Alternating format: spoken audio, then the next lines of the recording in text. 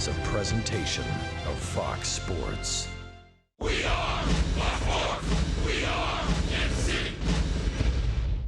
In the Royals weekend series win against the Blue Jays, the pitching came up big and the offense finally picked up the pace. Hit well to center field. Upton is back. Way back. Slam. Kendrys Morales.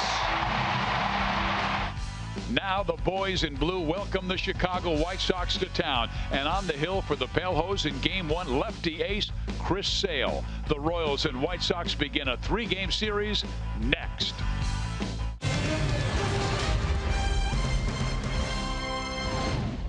It's a hot night in Kansas City where we come to you from Kauffman Stadium for Game 1 of this 3-game series between the White Sox and the Royals.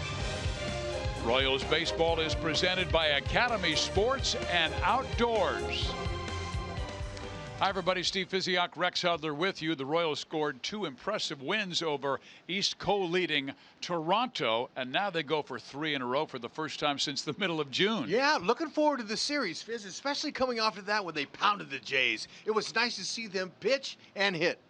And how about the Chicago White Sox? The Royals have won the last 4 series against this team, and they have outscored them 53-41, hitting .296. Team ERA is outstanding, and they're facing a top pitcher in Chris Sale tonight. That's right, but you know, we've looked at the numbers, and the boys all know that they can handle Sale. Bring him. Look at, pitchers are trained to pitch down in that zone, but the Royals seem to have his number. Look at the opponent's average, 355, 5 big fly home runs. They've really handed it to Sale, and hopefully they'll get this series started off just that way by pounding on him. Well, they did well against the Toronto Blue Jays. The Royals hoping the bats stay hot as we continue this month of August at Kauffman Stadium.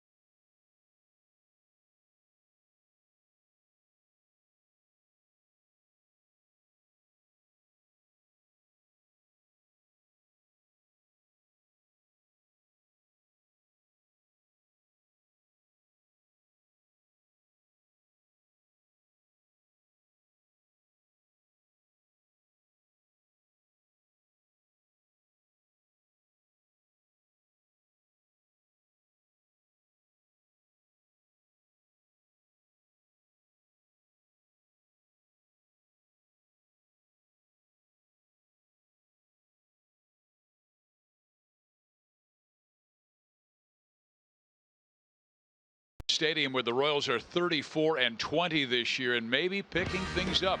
They beat two pretty good pitchers in the last 2 days against Toronto. I'll say it's great to see the offense come alive at any particular time, Fizz, but at home, it seemed like the magic was there. They beat, like you said, not just the number 5 starters of teams. They beat two of the best American League pitchers out there. And it was great to see the execution, how they would stay short to the ball. That grand slam, that brought the place down. I'm telling you, it was exciting, and we're looking for a similar series here. The fans are packing the cave. When we come back, Joel and Monty will join us to talk about the Royals hitters versus the great Chris Sale.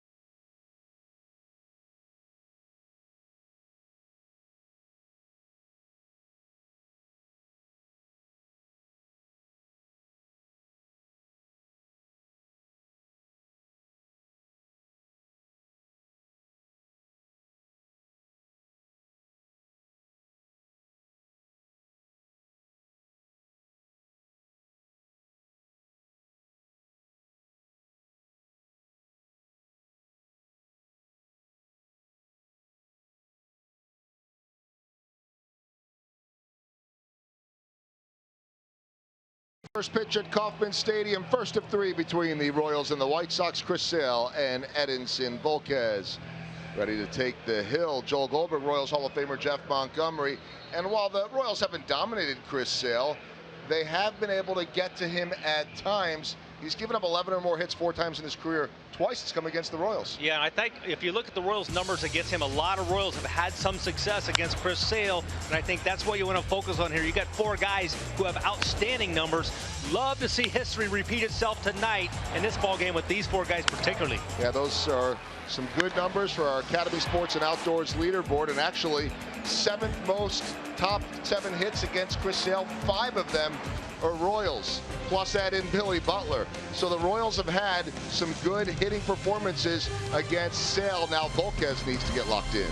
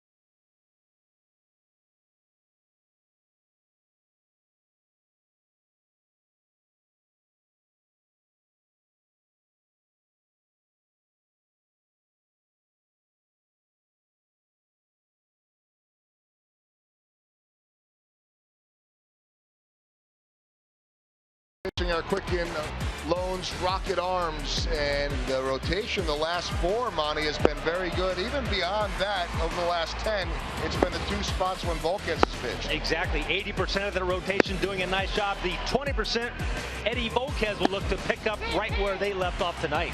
So Eddie, who usually is so steady, has had that up and down this season, and that first inning has been a problem. Yeah, that's been his really key problem for the majority of the year. Almost a 9 ERA in his first inning over the course of the entire season. So Eddie Volquez will try to right the ship as he is ready to face the Chicago White Sox. Royals are 7-2 against Chicago this year with 10 more to go, including the first pitch coming up next from Kauffman Stadium.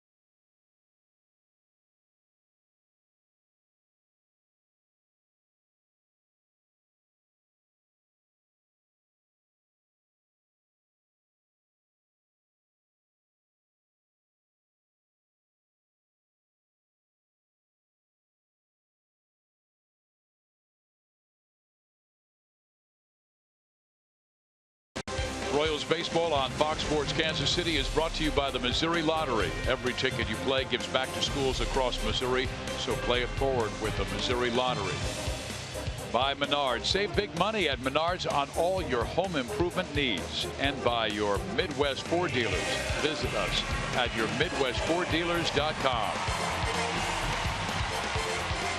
Steve Physiak, Rex Hudler, Joe Goldberg, Jeff Montgomery on a very hot evening in Kansas City. It had cooled off for a few days, but not tonight. Hot and humid. And Edinson Volquez, 33-year-old right-hander Hud, will make his 24th start of the year. Yep, Edinson Volquez, he knows exactly what to do. He wants to keep the ball down early in the game, especially early because he's had issues in the first inning with his ERA hovering just around 9. But he's got 3 nice pitches. If he can get those pitches, if he got them hot in that bullpen, he's got to just stay down with him, trust the defense, and get out of that first if you can. He's kept the ball in the yard for the best part of it, but he's just really had trouble putting his team behind. He will face the talented rookie Tim Anderson to lead things off, then Melky Cabrera, and Adam Eaton moves from leadoff to hitting third. Yeah, much more productive. He instead of leading off, they got him driving runs in. It's a good spot for him. And how about the Royals defense presented by Ford? That's right. You can't steal on Salvador Perez. The Sox having it all this year. They know. Now they've only attempted 2, but he's nailed them both. And Paulo Orlando in center field anchoring it down. Locane in right. Mondesi at second. Escobar Cuthbert. There you go. And the American League Central, the Royals winning back-to-back games against a very good Toronto team. And they've climbed within 10 games of first place, tied with Chicago at identical 53-58 records. Cleveland is at Washington tonight, and Terry Francona, I understand, is sitting that game out with an illness. Detroit, meantime, Daniel Norris at Seattle and Wade LeBlanc.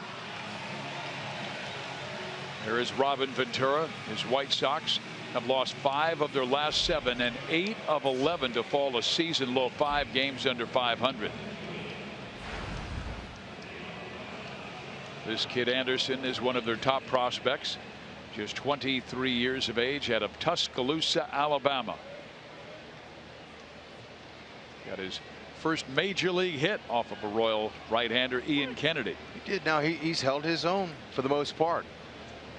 First, second time through, their league is starting to make some adjustments on him, and he scuffled some. But he's a guy who uses the whole field, has really good speed. He likes to bunt. Grounds out to Escobar. Alcides with some terrific defense against the Blue Jays and winning 2 of 3.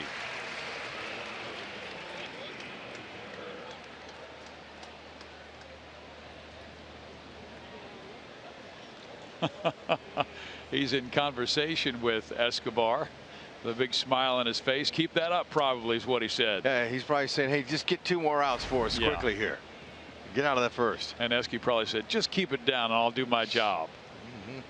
Here's Cabrera. He's been hot of late, hitting .330 his last 22 games, and got surprised on that inside pitch by Volquez. Melky has some drama in him.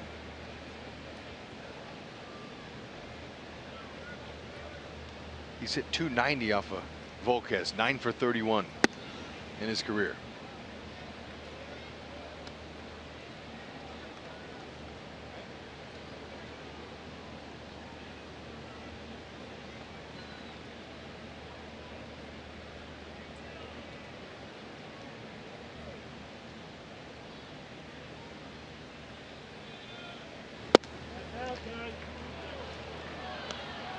Volquez coming inside the first 2 pitches and missing to Cabrera, now missing away.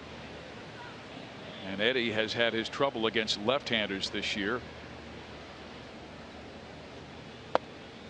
A strike in there. As a matter of fact, HUD, the last 3 games, lefties are 17 for 33 against Volquez. You know, he's had some issues with his changeup, and it's been up. Normally that's a pitch that he has no problems with at all versus lefties, but it's been up a little bit, and they've been getting a piece of the bat on it. Volquez is a 3-pitch pitcher, although he'll turn that fastball into 2. 2-seamer, 4-seamer. That 4-seamer up in the zone. The 2-seamer fades away to lefties into righties. See that 210 opponents versus his changeup with 41 strikeouts. That's his go-to pitch, but against some lefties, he's left it up out over the plate. Now Adam Eaton, another left-handed batter.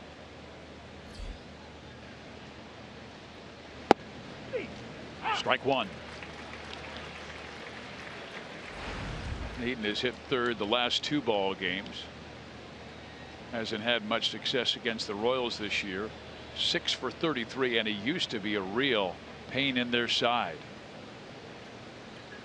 They've been able to handle him. You know, they pitched him inside a lot, jammed him, and kept him from slapping that ball around. He likes to spray it around, although he has pulled the ball recently. Last year he hit a ton of home runs. He had a career high last season, and now he's already up there this year with 9. Had 14 last season. He's found his spot, middle in. He knows exactly what he can do with that pitch. A little bit high, and Volquez falling behind. Rex chronicled the trouble that Volquez has had in the first inning this year, and that's interesting because last year he was very good at the start of ball games. 2.73 ERA in the first inning last season. A year that he won 13 games and had an ERA of 3.5, a full run and a half lower than where it currently is at 4.99. Hit pretty well center field, but Paulo has it measured, makes the catch, and back to first base is Cabrera. That might have done something in their house. Just about 400 straight away there. It's 410 here. He hit it well. Yeah, and the wind is blowing in tonight from right field. 2-seam fastball right down the middle. Going to challenge Eden. As long as it's middle away, he can pull you out of the park, but going to center and opposite field can be very difficult for a lot of left-handed hitters. Wind coming in from the east. And now a real hot hitter, Jose Abreu up.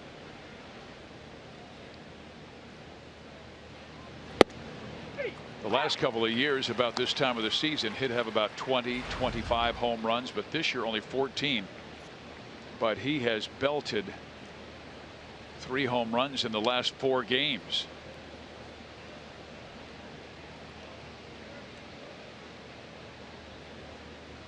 It's very powerful to the opposite field. That should do it. Escobar to Mondesi, inning over. Volquez gets out of the first inning. There you go.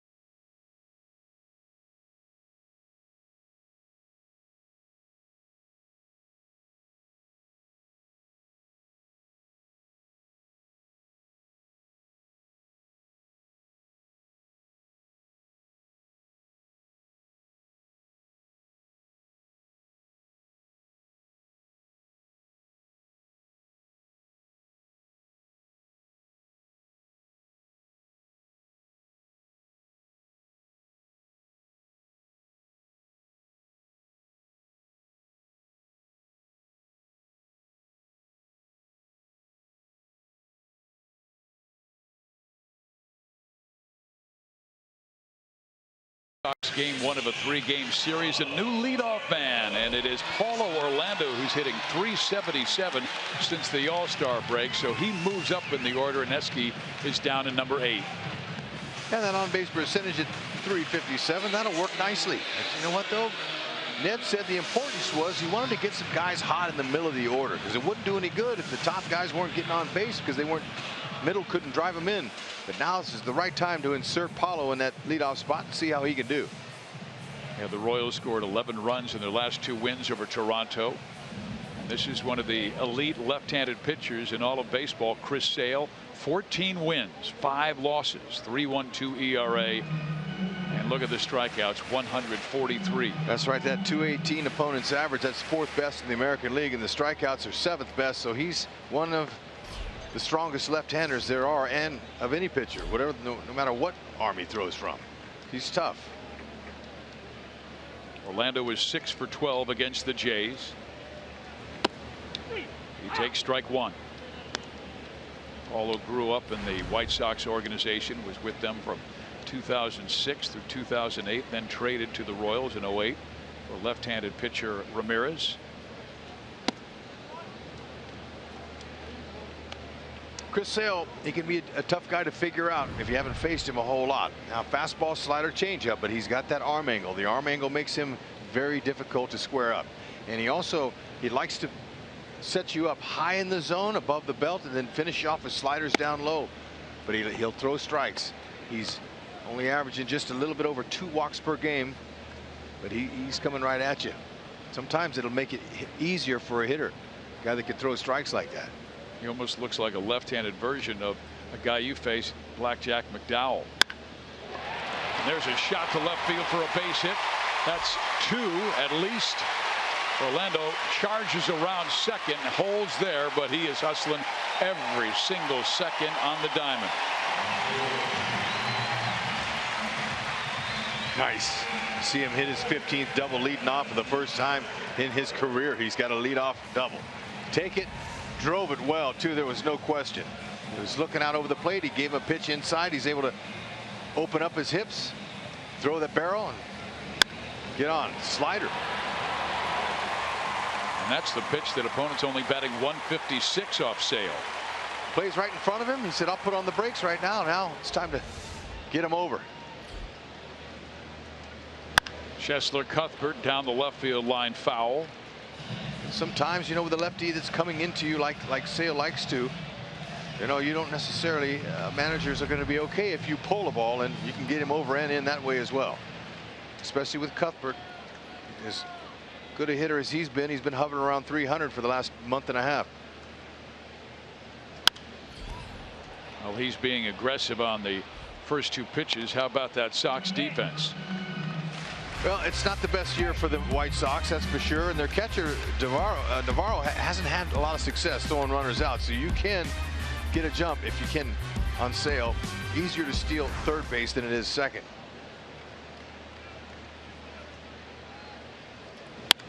And that ball lifted into center field. That will drop. Orlando will score easily. And the Royals are in front in the first. Chesler had been stuck on 33 RBIs for a couple of weeks and finally gets a stake. Yeah, but I like it. He's aggressive. He's not up there taking. He's been swinging. He's swung at every one of his pitches. This stayed up. And again, taking advantage of a pitcher who is known to throw strikes and come right in there. So his breaking ball, they're picking on it early. That's 2 consecutive singles on the slider that stayed up.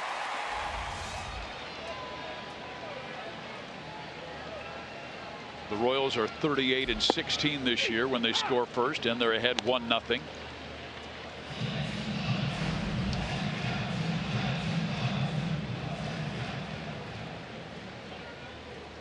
That first pitch will look really good to Locaine.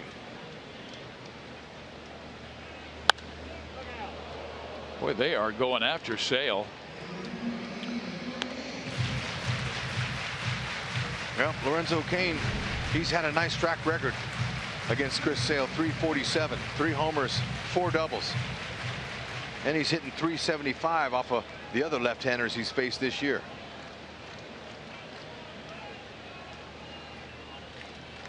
See if Sale can throw a waste pitch. Yeah. They say he went. Lorenzo almost knew it as he walked out of that batter's box, and that is a strikeout for Sale. Now that's going to be a key for Sale. He's going to have to be a little bit wild at times. Eric Hosmer steps up, and he is our Honda most trusted player because he, last time facing Sale, belted not 1 but 2 home runs. Yeah, pretty impressive. You're a left-handed hitter, and you can do that kind of damage off of Chris Sale. But those are all pitches that should have been hit hard, but Haas got up underneath them and took them out of the ballpark. But they were up in the zone, fastballs and sliders. Oh, and he had one up to drive there. 7 hits last 22 times up. Left-handed batters against Sale. Gordon and Hosmer right at the top. And Moose not too shabby either. You would figure that would be the case, playing in the Central, facing each team 19 times. And there's a base hit to right field, and Eric Hosmer stays hot against Sale.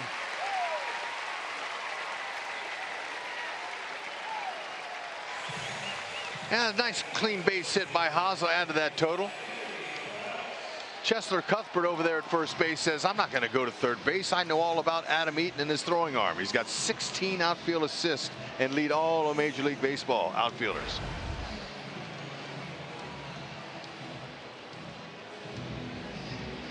Two in center and 14 in right. Now Sale to face one of the stars of the Royals' 7-1 victory on Sunday.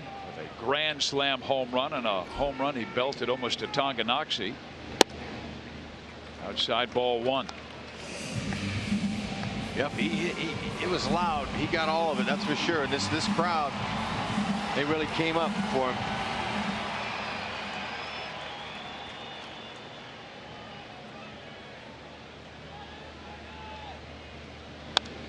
Fouled back.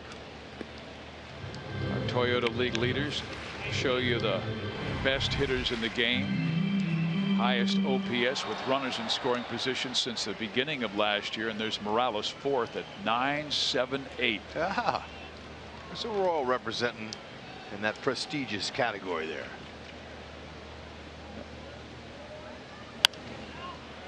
Pop foul back and out of play. I asked Kendris about that pitch he saw from Brett Cecil on Sunday, Hud. It was almost as if he knew it was coming, and he said when he was on the on-deck circle, he was watching the rotation on his curveball, and he said, if I see any kind of fastball early, I'm going to jump it. Well, the fastball was like on AT, and he crushed it. Bases loaded. That's the best pitch to look for because the pitcher's trying to get ahead of you.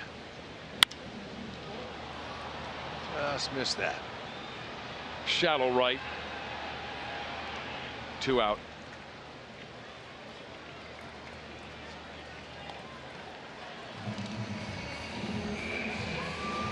Royals score first here, 38-16, so hopefully they can make that hold tonight. Here's Salvador, rather quiet the last couple of weeks of the season. Back 18 games, he's hitting just 169. And so far the Royals, they've been swinging, and every one of his strikes, 14 strikes and 2 balls, and they've been on the strikes. There's a good one there. Salvi's numbers aren't too shabby either, hitting over 300 off the sale. I believe the Royals, and the fact that they've seen so much of Chris Sale and they've had a lot of success, they just believe that when he's going to pitch, they're going to beat him. Salvador Perez with the drive to center. J.B. Shuck, about 10 feet from the warning track, is able to pull it down. But Paulo Orlando in his new role comes through with a leadoff double, and Cheslor Cuthbert chases him home with an RBI single.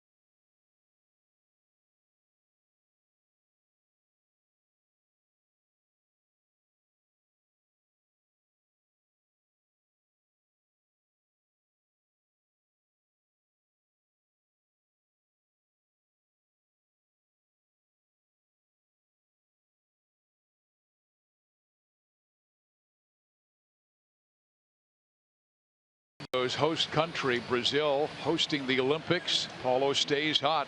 Big base hit in the first inning, and then Nicaragua's Cheslor Cuthbert comes through with his 34th RBI. The Royals in front of Sale and the White Sox. And now Justin Morneau. Good to see him back in the game.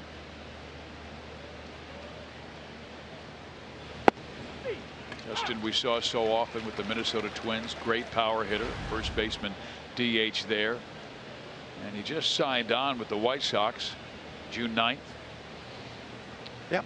And we were in town right after that, the 10th, 11th, and 12th, and I saw him, and he had a big smile on his face. You know, it's like, hey look, I'm back in the big leagues again. He's got a nice track record.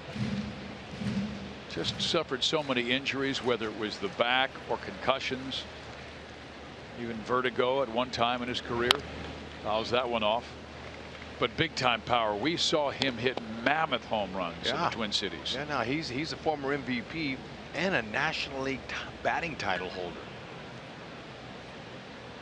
Got that with the Rockies. Pretty impressive.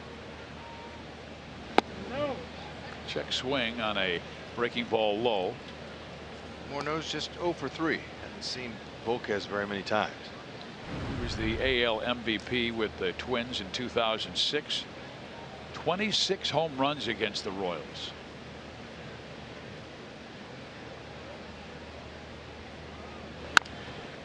To the right side, Hosmer will take it. 1 out. Salvi wanted that breaker on the ground. Volquez left it up a little bit, but got Morneau to top it.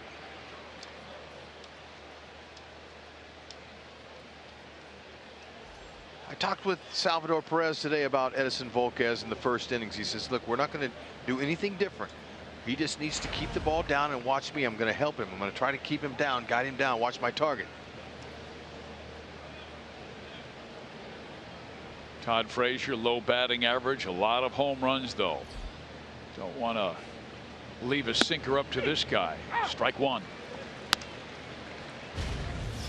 Our Kubota power stats show you that Todd Frazier with 29 home runs as a White Sox third baseman. The other came as a DH. Creedy hit 30, and Robin Ventura, his skipper back in '96, belted 32. I think he'll wipe both of those guys off the list before the season's over. To right center, Kane wants it. So does Orlando, and Lorenzo peels off so Paulo can take it. The roles were reversed earlier this year with Paulo in right and Kane in center. Tell you what, though, it's fine the way it is right now. Paulo, he is a tremendous center fielder. Over 500 games in the minor leagues he played out there in center field, so he knows the territory well. And when you have that type of athleticism and great legs and running ability, you know, he takes great roots to balls. It was a no-brainer. Yeah, I asked Dayton Moore one time why he acquired Paulo, and he said he was a Royals type player in this ballpark. Spacious yard, a guy who can really run and go get him. And we thought getting him in the minor leagues, developing him, well, now we're seeing that success.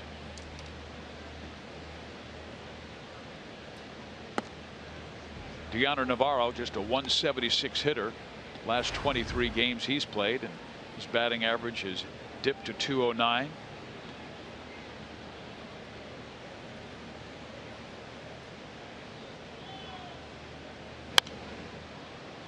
One and two.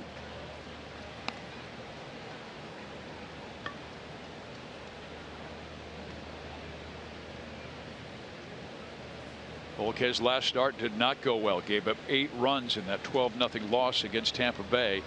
And like you talked about, that sinker wasn't down against the Rays. It's two-seamer. No, everything was up.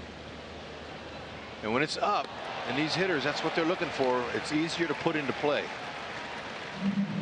Ball's down, they're going to put it in play, but they're going to hit it at somebody. And when you have the type of defense that the Kansas City Royals have had over the last several years, those are turned into outs. The Royals this season are plus 25 defensive runs saved. That's third best behind the Astros and the Blue Jays. Swing and a miss, and Volquez gets his first strikeout of the night. Royals take a 1-0 lead to the bottom of the second.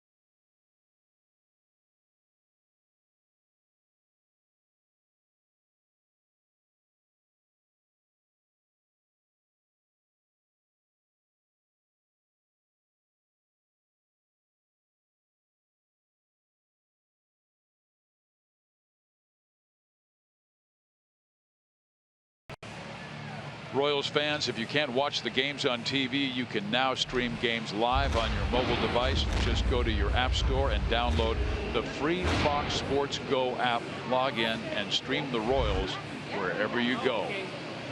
That David Pacormi out there, he is, man. Look at him, working hard, signing them up. And he's giving out free Royals merchandise. Way to go, David.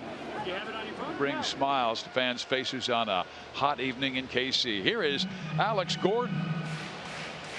Gordon had a big base hit on Husker night on Saturday. The Royals win. Strike one.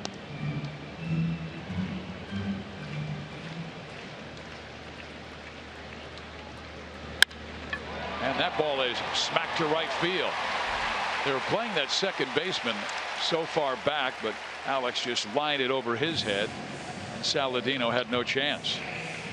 And nice. Now they're picking on Sale's slider because it's up in the zone and it's from the side. So see how lateral the movement is? It's flat. It stays in that hitting zone a long time. Alex, little one-hand takeoff approach there. Didn't get too far ahead. Liked the head position there. Had good balance, but that head position was right there on it. Good to see him start the game like that. Nice base hit. But when you sidearm like that, that slider doesn't have any downward tilt to it. It stays over the plate. It's easy to see for a hitter, even a lefty. Escobar goes after the first pitch, pops it up left field. Cabrera, one out. Esky almost got that. He tried to ambush him.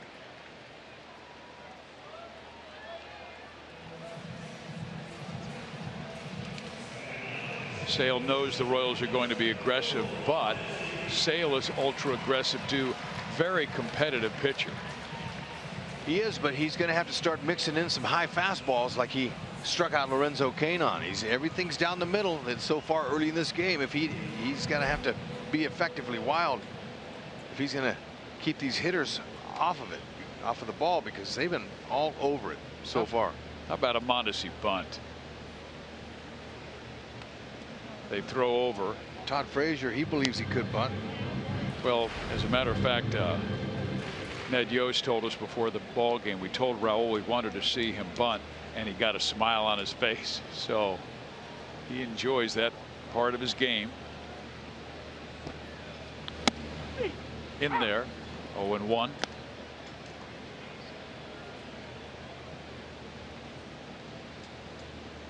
But with third baseman Frazier breathing down his neck on the grass like that, you want to look for an inside fastball and just rake it by him. That's really what you want to do here.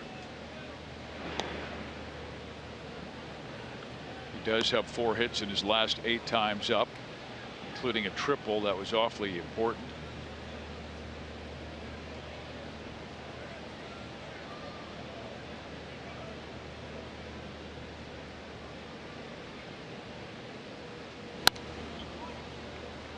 He's a little bit behind that fastball, so Sale, he's testing the waters on him. Probably go back with it. He'd do him a favor if he leaves the slider up.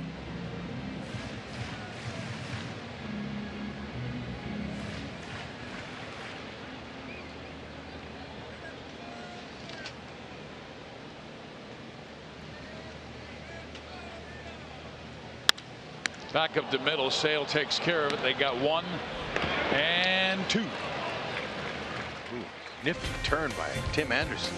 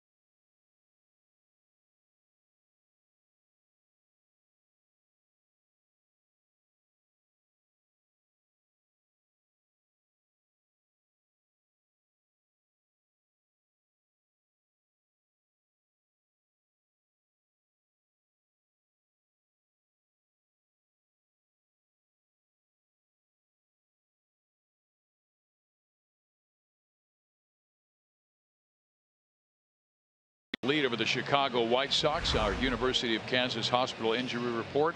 Brett Lawrie on the 15-day disabled list. Left hamstring this year. .248 average, 12 home runs. So the Royals won't have to boo Lawrie in this series. I say that because he was involved in a collision with the Oakland A's at second base, taking out Escobar, and the crowd has a long memory. And here is Kung Fu. Mr. Miyagi, wax on, wax off.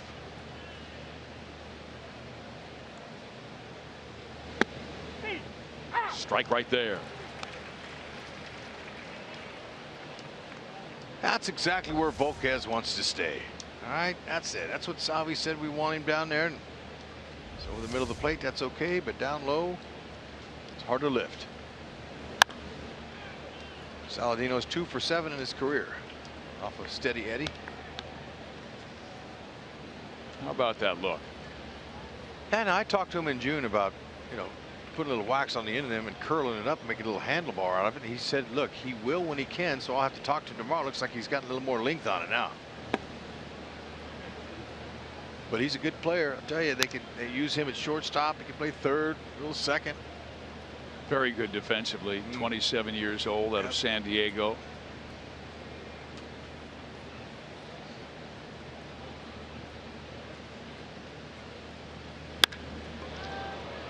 And that one is belted, and Saladino hits it at the base of the wall, and he has 2 and holds on there. Man, he has had a lot of success against Kansas City. He's now 7 for 15 against the Royals this year. It's just his 6th double, but he got a pitch he could handle. Volquez 2-seamer right down the middle. Short, quick swing. Found a gap.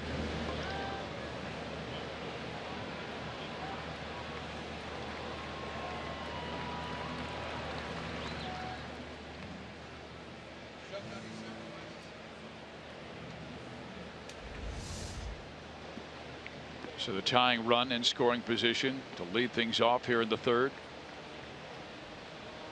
J.B. Shuck, the batter. They've had several injuries to outfielders, guys like Austin Jackson, Abisail Garcia. So Shuck in center tonight. Shuck has 1 sacrifice bunt this year.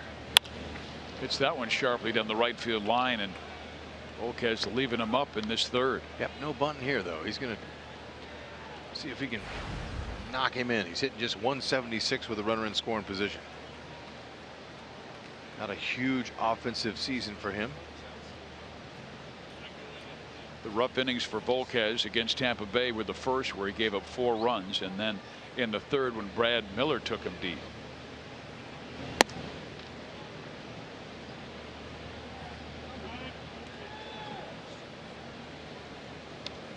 I don't know if he crossed Salvador up there or not, but Salvi took his mask off like, what was that? I didn't call for that. It's a good thing that didn't cross him up and move Saladino over to 3rd. Volquez was just 3 wild pitches this year.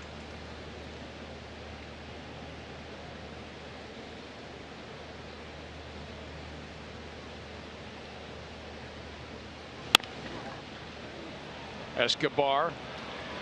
They'll go to second base. They knew they had no chance to get Shuck, so it'll be 1st and 2nd with still nobody out. And fans, tomorrow night is student night at Kauffman Stadium. Hang out with your friends for only $10 with your school ID. Plus, enjoy a happy hour special at the Boulevard Grill concession stand as you listen to live local music on the Outfield Experience, staged before the game by Kangaroo Knife Fight.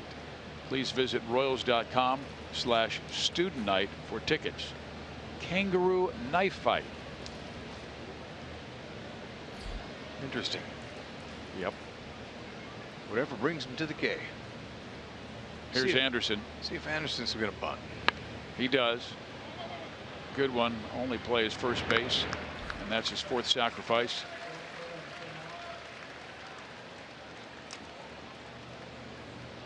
Volquez took the easy out. That's what you want. Just get it out in that situation.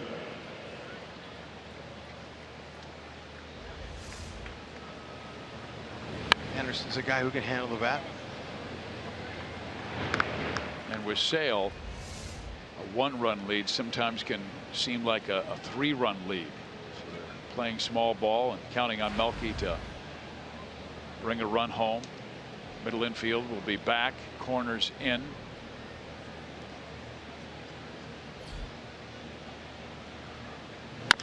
And he does go after it. Mondesi's only play first base. This will tie the game. As coming in Tyler Saladino, it's a 1-1 score.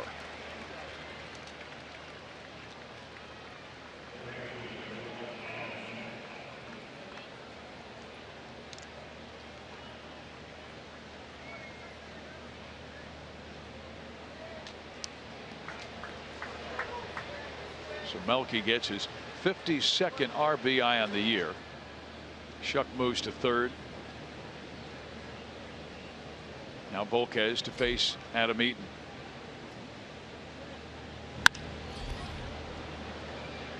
Gordon chasing that in foul territory. He was about ready to climb the wall, but it's back into the seats. I told you that that wind is coming from the east, so it's blowing from right towards left and not helping Gordo at all. There's a happy fan. Got him a souvenir.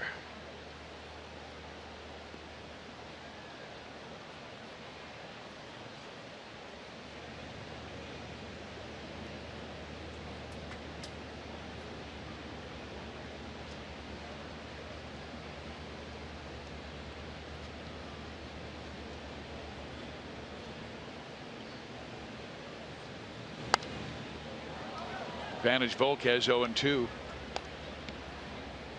He's a guy who can strike out. He has struck out 84 times this year.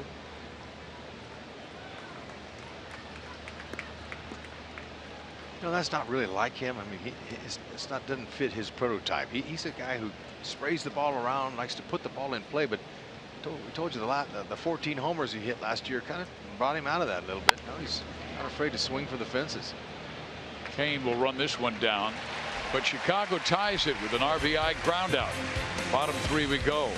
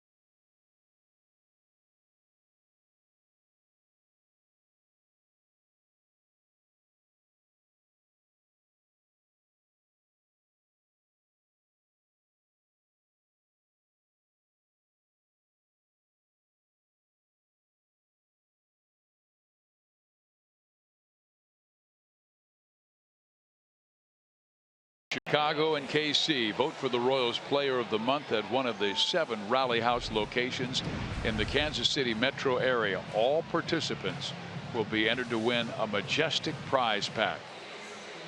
Paulo will start things in the 3rd inning. He started the first well with a double down that left field line and then scored on Cuthbert's single. Royals very aggressive on Sale. He's thrown 24 pitches and 22 have been in that strike zone. Paulo looking good in the second half this season. He's coming on strong. He believes in himself. But when you have his hitting mechanics like that, they're very simple. Keeps it very short. Doesn't have a big high leg kick. And he has a great bottom hand. And he stays inside of the baseball with that for the most part. Now his leadoff double to start this game It was a slider. He was able to take advantage of it and rake it down the left field line. And if you were wondering, Jose Altuve of the Houston Astros has the highest batting average since the break, 414.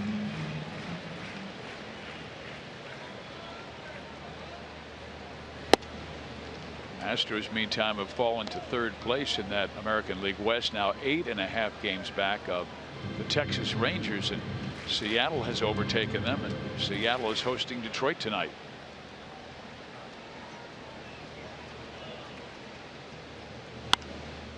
On his hands.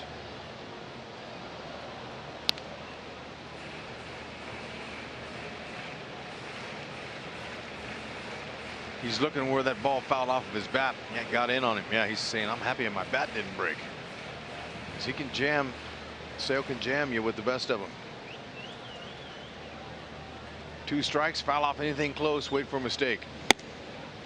And Sale gets a swing and a miss for his second strikeout of the night. 145th this year. Our T-Mobile greater coverage of baseball talks about Prince Fielder expected to announce his retirement tomorrow due to a chronic neck injury. Hud, how about those numbers? This exact same amount of home run as his father's Cecil Fielder. That's amazing. You know, that's baseball for you right there. The father and son have the same amount of homers. That's pretty awesome. Sorry for his health issues the last few seasons. Yeah, he had that neck problem his first year with the Rangers. Ian Kinsler plays every single day, the guy he was traded for, and Kinsler, of course, the top players for the Tigers. Ball will get out of play.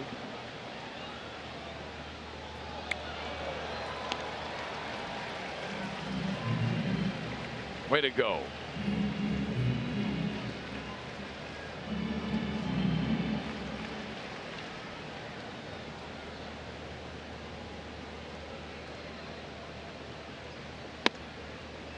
Teased him upstairs, only his 5th pitch that has missed of the 33 that he's thrown.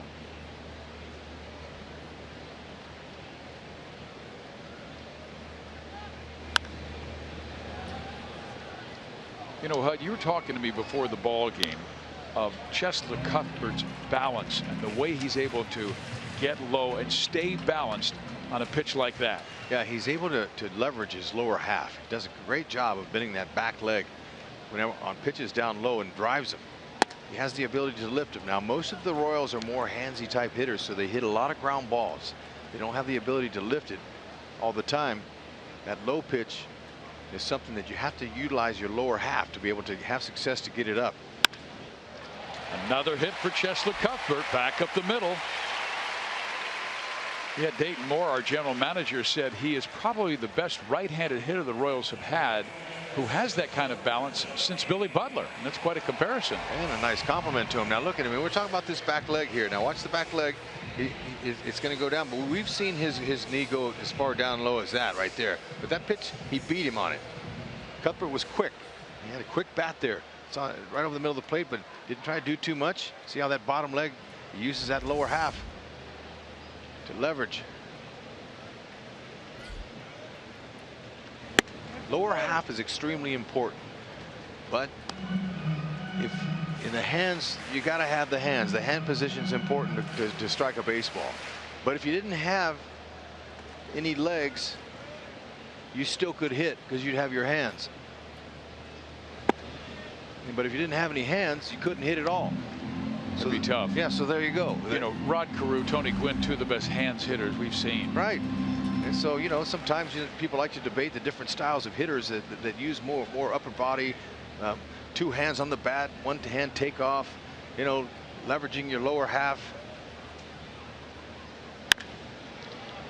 What would you call Kane then? Lorenzo, he uses his lower half, especially when he drives the ball. You see how he'll really torque his hips, and the hips go before the hands go. And so he has a good combination of lower half and hands, but I would say he's more of a handsy type hitter.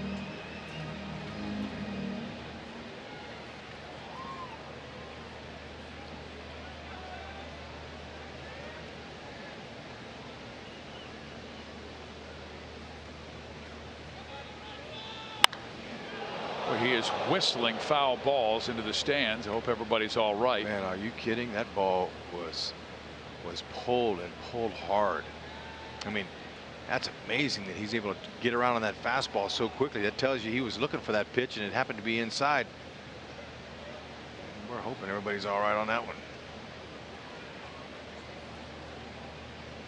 Count 2 balls, 2 strikes. Cuthbert at first.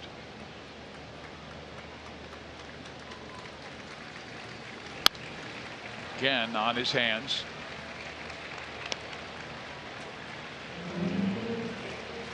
Crowd cheering down that third base side, so apparently everybody's all right. Yep.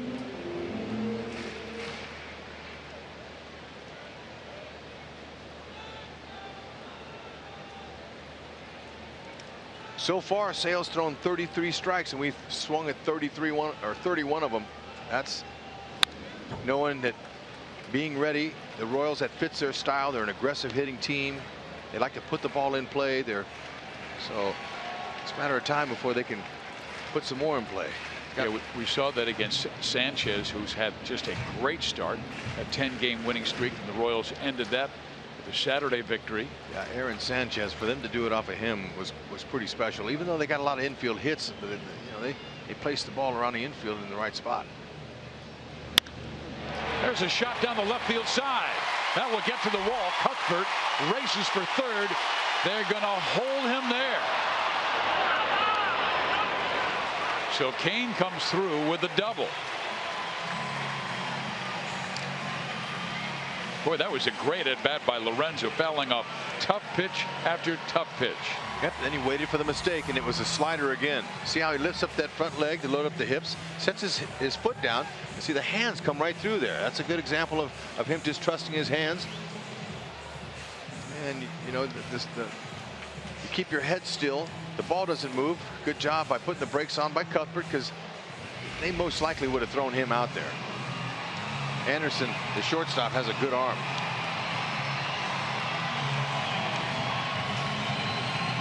Royals, after really so quiet in the month of July, beginning to pick things up the last 3, and this is a key guy in their lineup. Hosmer singled his last time up. Infield back, middle anyway, and the first baseman Abreu.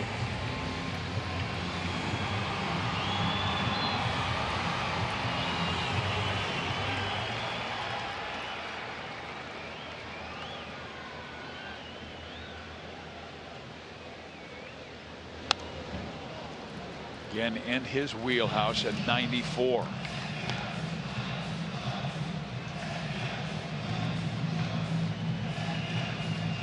Hosmer with a great year thus far against the White Sox, hitting over 340 and 3 home runs, and we told you about the 2 off Chris Sale, and look what he has done against Sale since 15.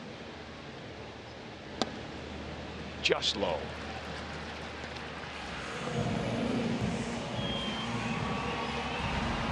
Okay, we'll show you the splits there. It's very difficult for a lefty. You could see the numbers right there, 195 and just 4 homers, as he comes out completely sidearm behind the left-hander's back at release point. And so you got to keep that right shoulder in and tucked if you're going to have any success against him at all. There's a base hit. In comes Cuthbert. Kane right behind. They're sending him home, and he is safe.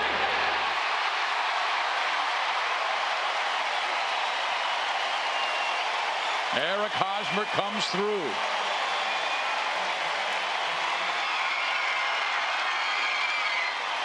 Just like we're talking about, that right shoulder of Eric Hosmer has to be able to stay closed in order to hit that ball that way. And he did that just perfectly.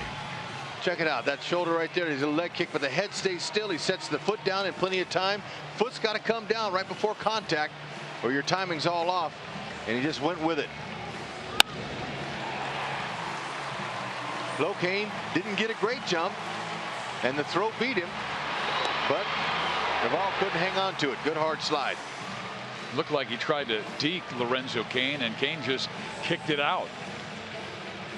But isn't this game amazing? Lefty's hitting 195 off of Chris Sale.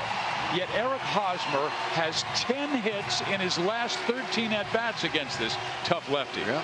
I can't figure it out. Well, it's a lot of it's confidence. And, you know, when you face a guy like Hosmer has, 40 times, that's a lot of familiarity there. Oh, and that goes back to the screen.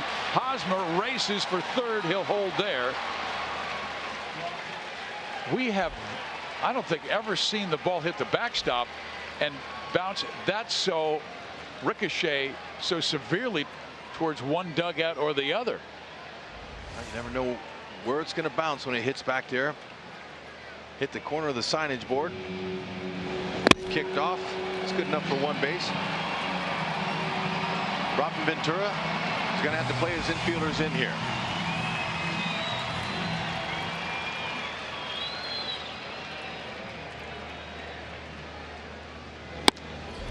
Big swing and a miss by Kendris, and he only had 3 RBIs in 22 games after the All-Star break until Sunday.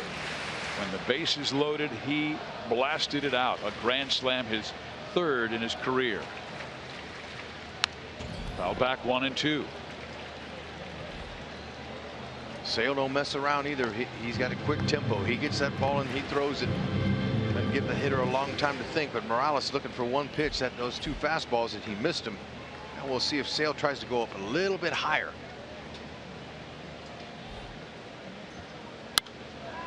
Kendris fouls it out of play, and he did go up. Yeah, you get a guy, he's swinging like that. You're going to climb that ladder on him. Try to get the swing and miss. Hosmer at third. So far, Sale hasn't been able to bury the slider. And this will be Shuck. Hosmer tags, and he will not come home. Shuck was playing Morales shallow. That's because anything over his head, he's only going to get a double out of it. But they want to take away those little hits that come in front of him. So they had him positioned well. You see him straight away there.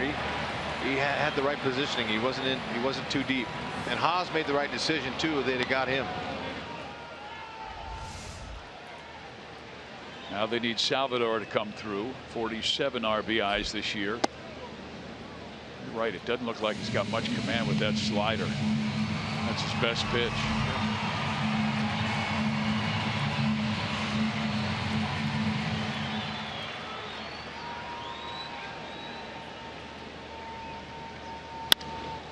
To third, Frazier has it. He'll cut down Sal, but a big hit by Eric Hosmer to plate both Cuthbert and Kane, and the Royals are back in front 3-1. Yeah, set that table up. Low Kane's double. Haas brought him in.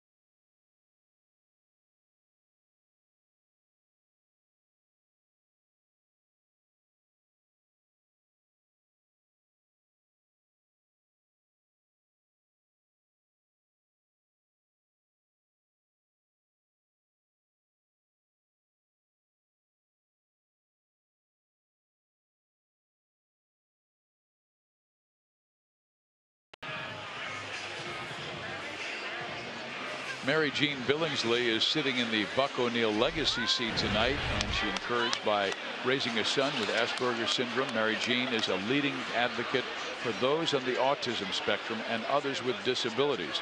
She's working to build interpersonal and career skills while also striving for broader community understanding. Mary Jean has served as the co-chair of the Midwestern Region Autism Across the Lifespan Conference, testified before U.S. Congress for disability legislation, and she also wrote guidelines for campus and staff who work with students on the autism spectrum at Johnson County Community College.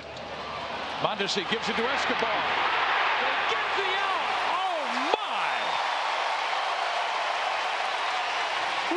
my! Woo! And these guys haven't played together all that long, but it seems like they've been playing together forever. And Escobar, he looked a little shocked that Mondesi gave him the ball. He thought Mondesi was going to throw him out on his own, but Mondesi, the ball was hit pretty hard. Two-hopper up the middle. Abreu running. Escobar had time to load up and make one heck of a tandem play there. Look at that.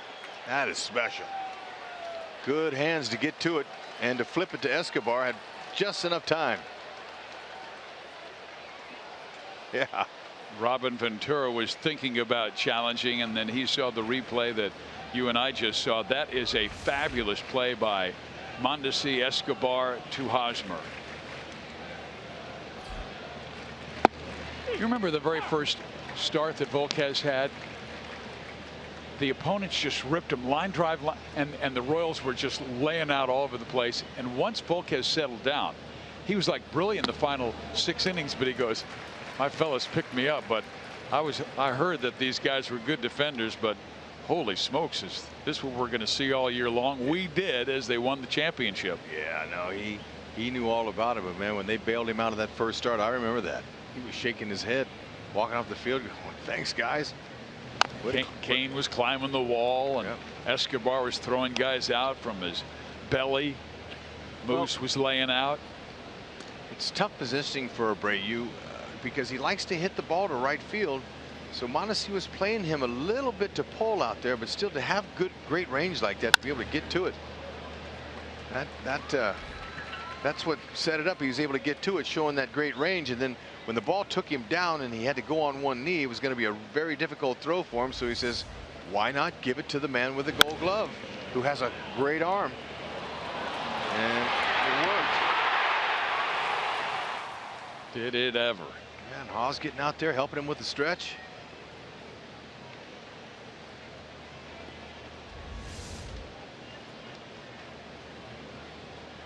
A lot of promise for Mondesi, showing those great hands and range. 5 ground ball outs. Love to get one from Todd Frazier. Frazier fly to center field.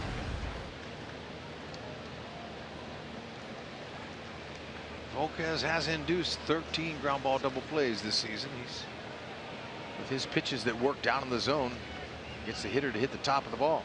Frazier's hit into 9. Good swing there.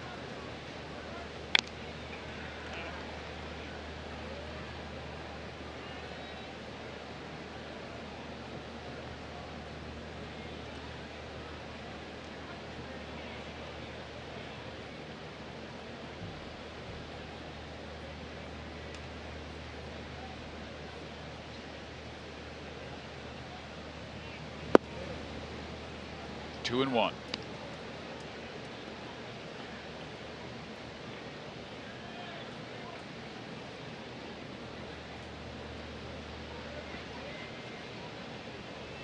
Frazier raised in that Cincinnati organization.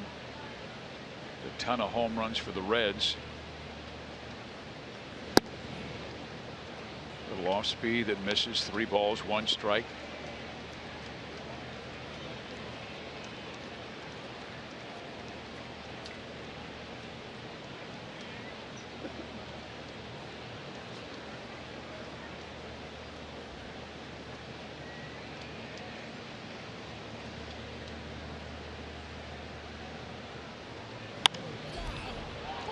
Popped him up. Hosmer screaming at the top of his lungs. He does not want Cheslor Cuthbert near him. Time for our sprint trivia question.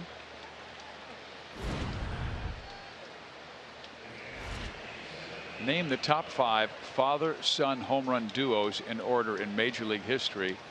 Well, Raul Mondesi doesn't have one yet. His father was a pretty good power hitter.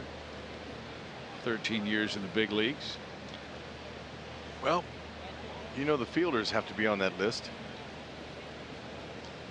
Cecil and Prince. How about senior and junior of the Griffey family? Possible. The Bonds family has got to be in there. Bobby and Barry. How about the Boone family? Or how about the Bells? No.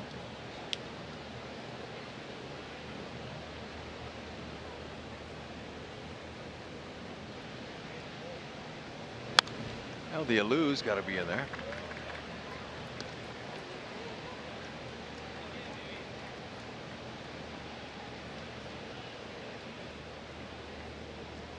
How about Ken Griffey? Well, I mentioned that. And Ken Jr. They got to be on there. We've got 4 out of 5 we understand so far.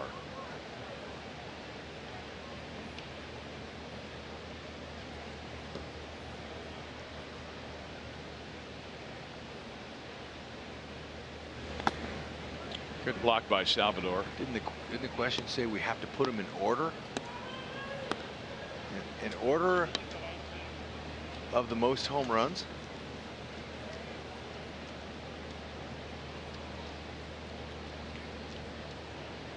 I'm going to go with the Bonds. Well, Bonds and then Griffey's. The Bonds have to be first.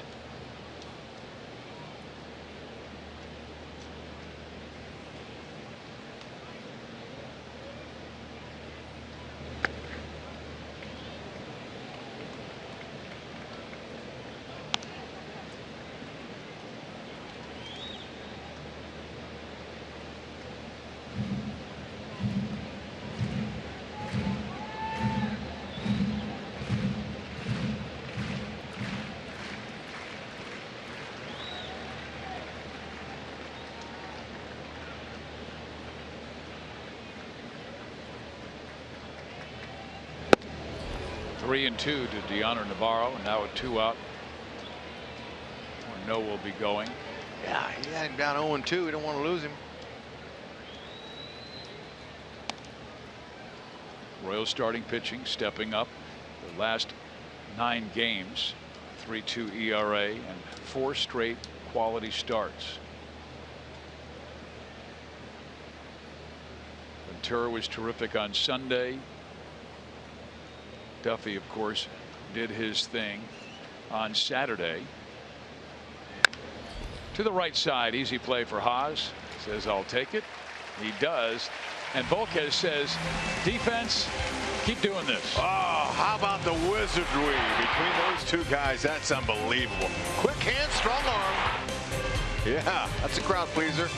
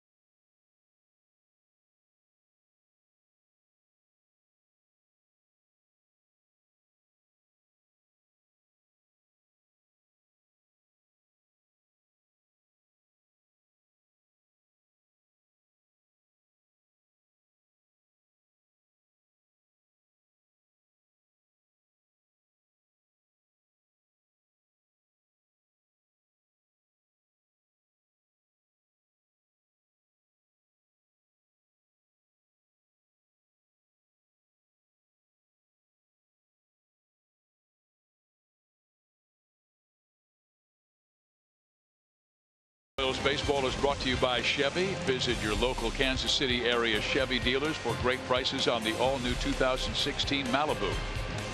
By Panera Bread, food as it should be with 24 Kansas City metro locations. And by Academy Sports and Outdoors, right stuff, low price every day. Isn't that a beautiful view of downtown and over at Kauffman Stadium? It's a hot one tonight. Fountains just seem to cool you down, though, by looking at them and by hearing them. And then you have the wind blowing in from the east, so some of those fans down at that right field area getting a little spray. That'll cool you off a little bit. Chris Sale has given up 3 runs in 3 innings. And now Alex Gordon, who singled his first time up.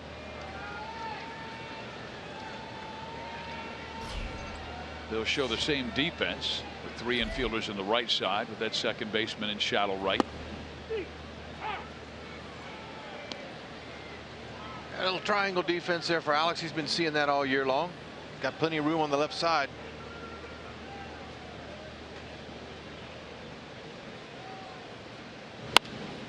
Good idea. Yep. So much space over on that left side, even though the outfielders shading him towards left.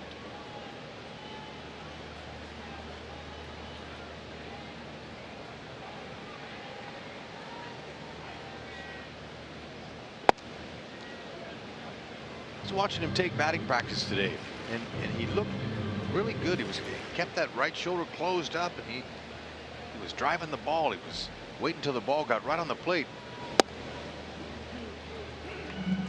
He was hitting some balls way out of the ballpark. Looked like he was looking for that ball in the inner half.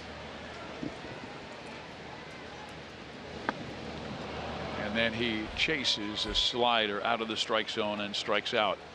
And fans experience a night of the undead at Kauffman Stadium on August 19th. Oh my gosh.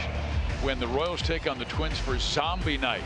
Come dressed in your best family friendly zombie attire and makeup, or wait to get your face painted at the K. Those who purchase the theme ticket package will receive a one-of-a-kind Royals zombie figurine. Don't miss out. Get your tickets now at Royals.com/theme tickets. What's family friendly zombie attire? Isn't that an oxymoron? I'm going to say just come like you're a zombie. I mean, you know, we can see. I guess not too gory. Gory, but not too. Where some of those foul balls have landed in the stands on some people's foreheads. But man, they look kind of gruesome last year. But that's a popular thing, man. Folks like to dress up. Let them dress. As long as they come to the K and watch the Royals victory, they'll be all right. Yep. Some people like scary movies. Some people like romantic comedies. Mm-hmm.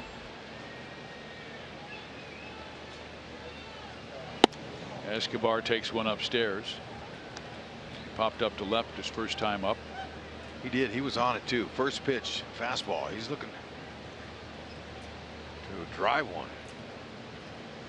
Boy, did he ever drive one the other day. I mean, he even surprised himself with how far that home run carried to right center. Opposite field shot. He's not used to going that direction, especially here at the K. He's only hit 2 home runs in his career to center field or to right. That was it. Stayed inside it, and fans missed it. It was right to him. Talked to him the next day, and as is typical Esky, he said, "I hit it good."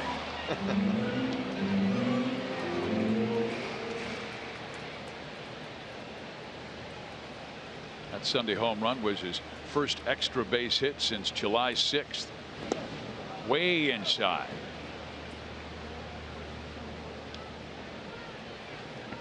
Sale has not walked a Royal. He has struck out 3. 48 of his 65 pitches have made that zone.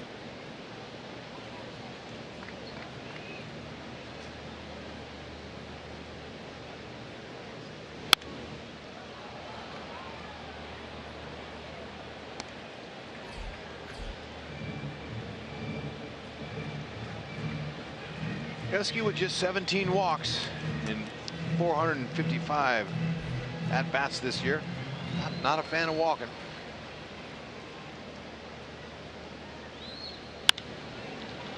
Popped him up right side. Adam Eaton takes over. 2 out.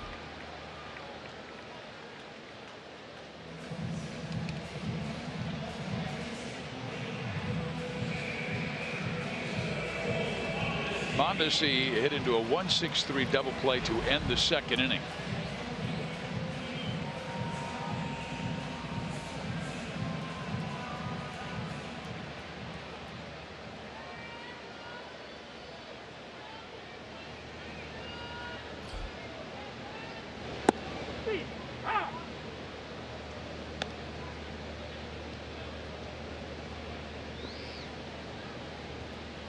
His slider has ranged from 75 to 80 miles an hour.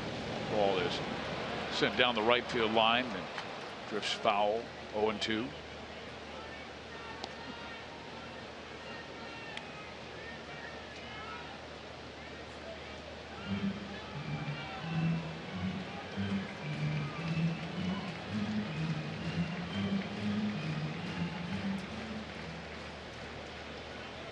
Sale's 70th pitch of the night on the way. Hey, he's trying to tease him there on a little backdoor slider.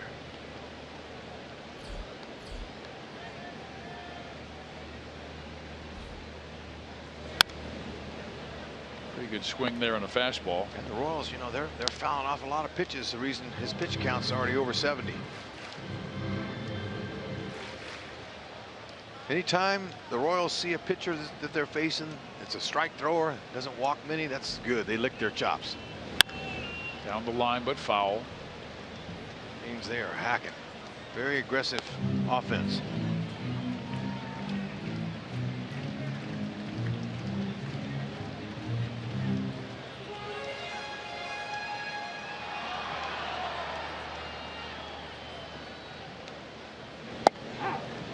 Floats that one right in there. A slider at 76 for strikeout number 4. We head to the 5th inning of play here at the K. Royals 3, White Sox 1.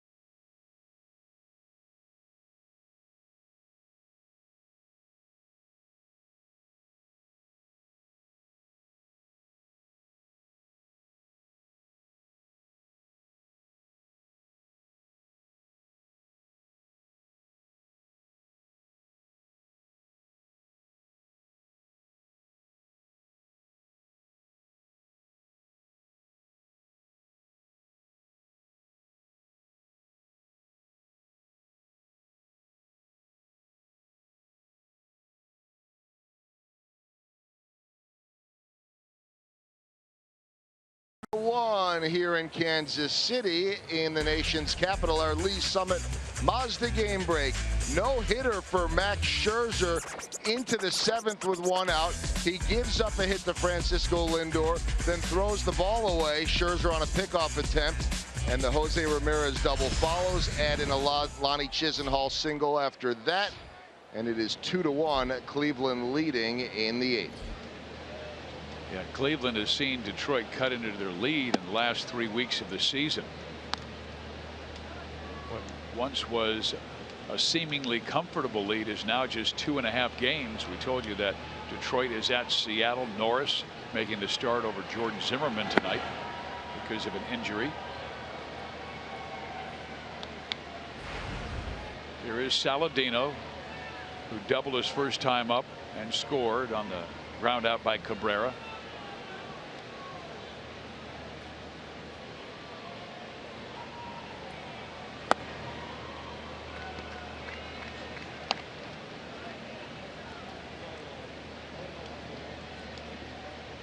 Wash those Sox for a Royal win.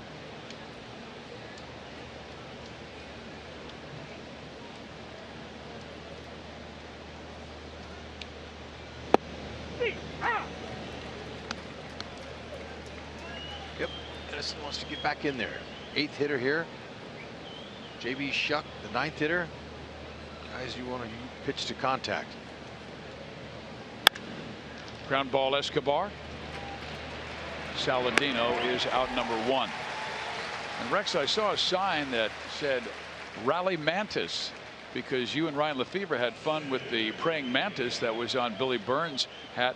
Well, I had lunch today with Sister Rosie Kolich, who is a nun, sister of the charity in Leavenworth, and she said the praying mantis could be a good omen for the Royals, because the mantis is a Greek word for prophet, Sister Rosie said.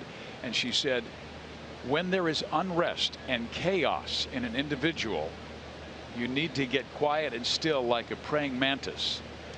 You may have lost touch with your inner voice, Sister Rosie told me. And I said, what's the Royals' inner voice? And she said, keep the line moving, stupid. Come on. That's right. Sister Rosie, I love you, but she thinks that praying mantis, which was on Billy Burns and also on Mike Swanson, our vice president in charge of media relations. Well, she thinks it's a good sign. It's still here. It has a house here now. I know. It was at Ned Yost's press conference at 4:30. Yeah. An unknown player is his caretaker.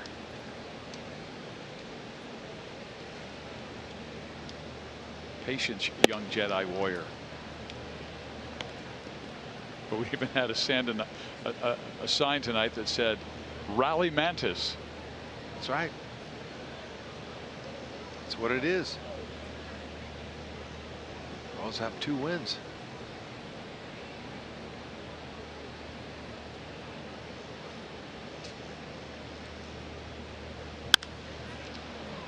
Left field, Gordon,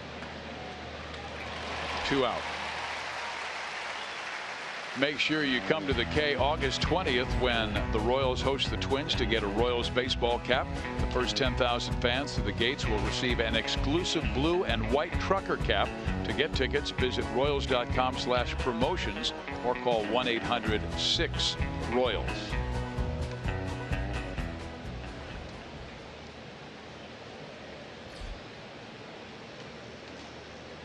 Back to the top of the order, and Tim Anderson. He had a successful sacrifice his first time up.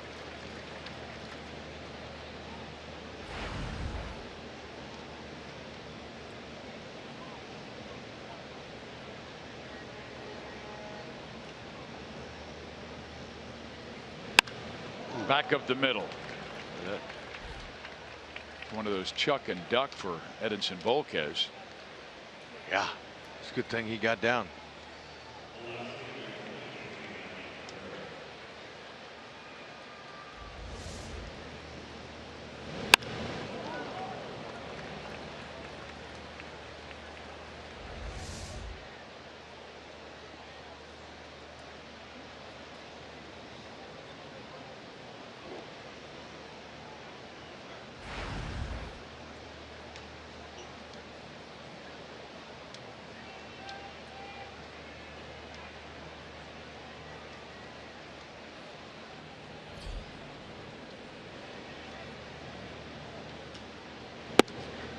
Salvin with the snap toss. Save. Yeah, Daryl Boston, first base coach, he's saying, now look, I think we went over this in the pregame meeting. Salvador Perez, he'll throw to any base and try to pick you off anywhere. Okay, we got to watch your secondary lead. Anderson got 3 crow hops off there. Almost paid for it.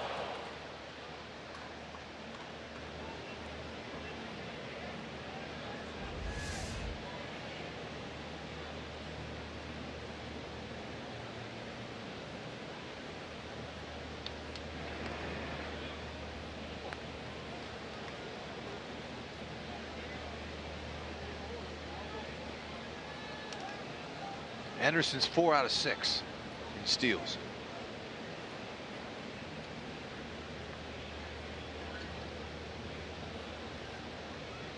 He had a good lead but did not go.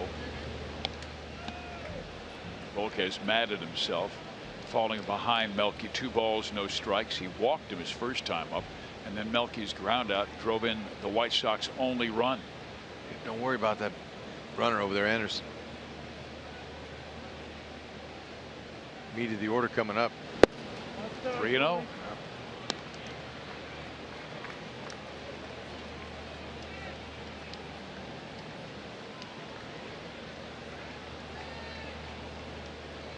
This is a team that came out of the gate so hot, 23-10 with a 6-game lead on May 9th, and went into a tailspin after that. Strike in there. They're 18 games under 500 since May 9th. They went from 6 games up to 10 games back. A lot of it has had to do with their pitching. Foul back in the count, full 3-2. Now Anderson will be going. Yeah, now he stayed with that same location. And might as well duplicate or triple it up. He's got that spot on the outside corner.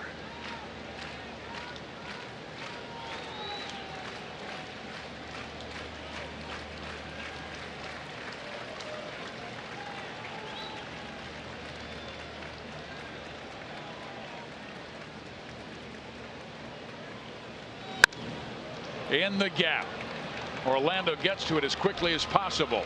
They're going to send Anderson home. Throw by Escobar. Not in time.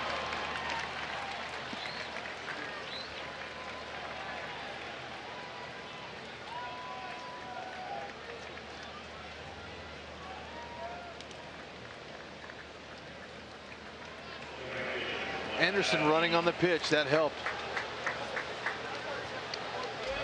Melky knew another fastball was coming. That was 3 in a row, but this one here was out over the middle of the plate, not on the corner. Anderson very speedy.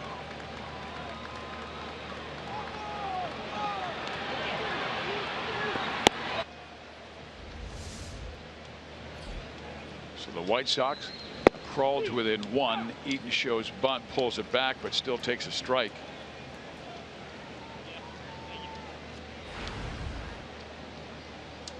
Very good at showing that, and then he gets a lot of hits to left field where he'll slash it right by a third baseman who's playing in.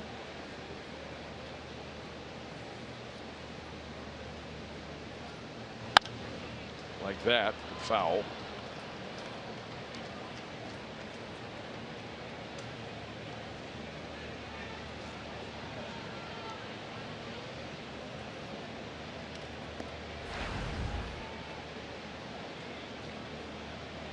That'll show you he uses the middle field to the opposite field, but most of his power comes to right field.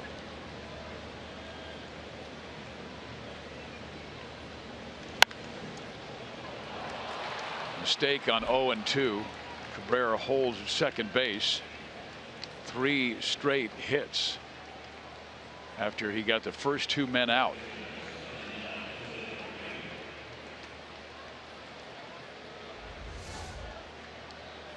That'd be way too good for 0-2. Volquez fell behind Melky Cabrera, came back with 3 straight strikes. The third one, Melky was on it. So it's important for Volquez to get ahead, but once you get ahead, you got to make him swing on your terms.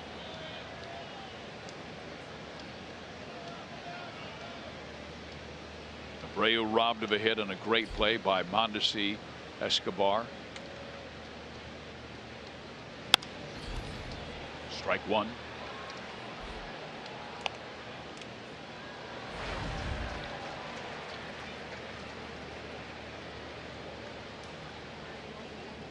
Defected from Cuba a couple of years ago and had a brilliant rookie season, rookie of the year, and just tremendous power. 30 home run, 100 RBI season. But now in his 3rd year, just 14 big flies this year and 60 driven in. Tight.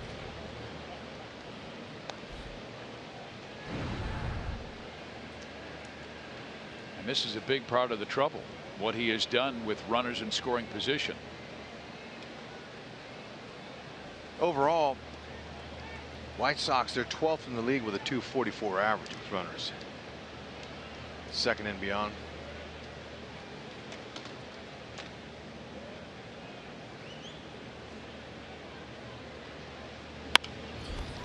That's trouble. And it drops. That will tie the game. So 4 straight hits after he got the first 2 White Sox out here in the 5th inning.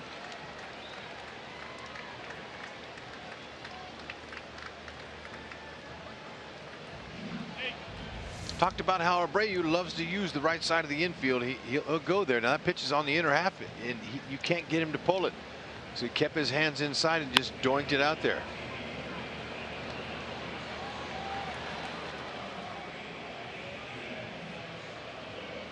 Two out, nobody on. Royals were leading 3-1. Then single by Anderson, followed by singles Cabrera, Eaton, and Abreu, and we are back to square one. That brought out pitching coach Dave Eiland.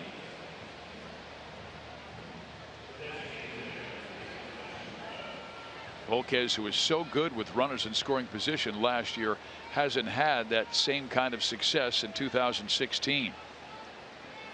Now first and third with 2 out and Morneau. That just seemed like he bared down. He had put that ball on the corners. He's missing too much in the middle of the plate now. That was a good hit though by Abreu. There's nothing much Volquez could do on that ball. Was on the inner half of the plate. But Salvi had set up outside corner for that one, and he missed low and in to Morneau, whose power is down and in.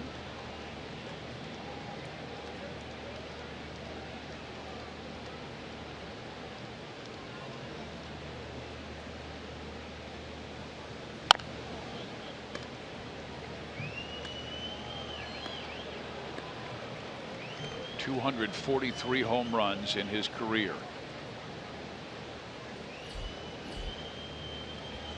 25 pitches. That's a great pitch efficiency first 4 innings, but the next will be his 80th.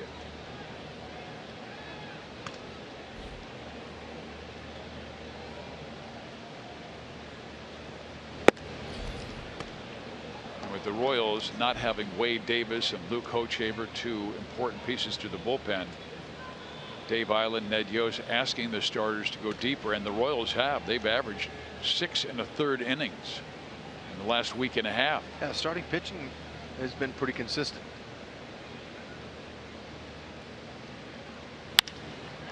Another base hit, and this will give the Sox the lead. So 5 straight singles by Chicago off of Volquez, who can't get that final out of the 5th.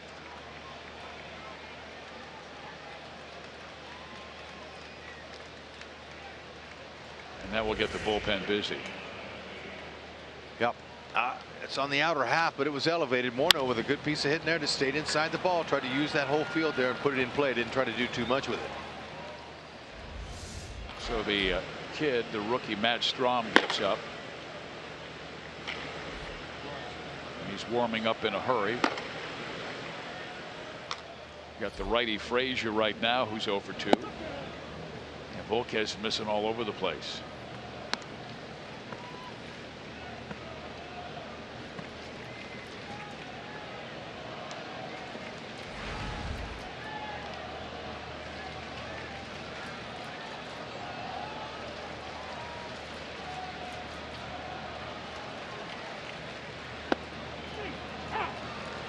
There's a changeup. We haven't seen many of those thrown tonight. Volquez maybe mainly staying with his 2-seam fastball curveball. You see how he holds it back there. Takes it off, same arm speed as the fastball.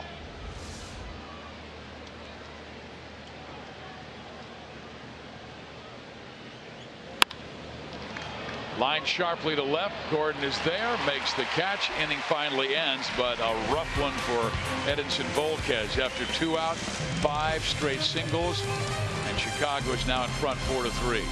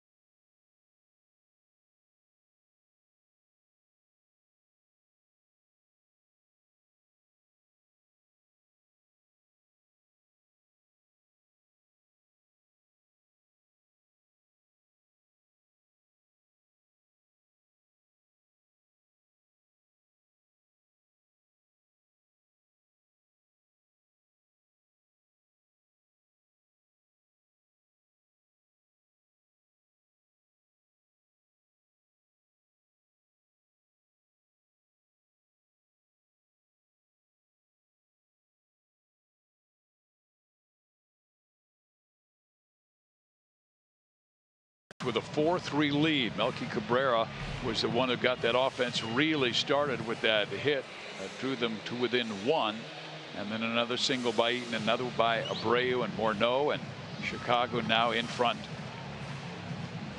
Let's answer our sprint trivia question. It has nothing to do with the praying mantis. It has to do with power.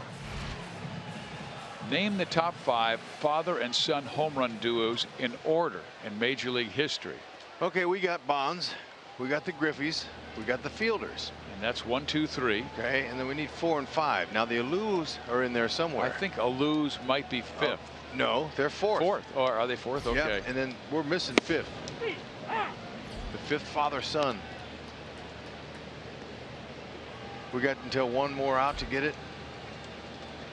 We need a hint, and I'm sure it'll be like one of those duh moments, but oh well, I thought we did pretty well so far.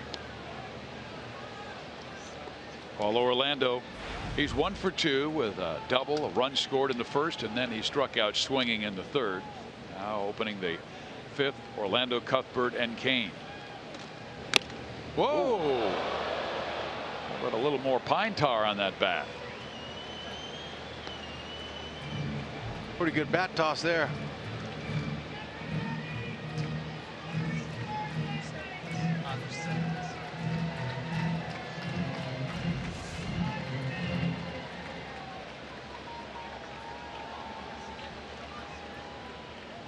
Yep. So the Bells and the Bells Boons. The Boons aren't in it either. The Boons. Dad played. Oh. There's a swing and a miss, and Chris Sale gets the strikeout.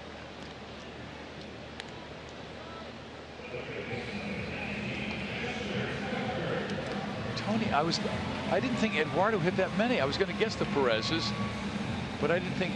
Why? That's like the greatest brother home run combination: Hank Aaron and Tommy Aaron.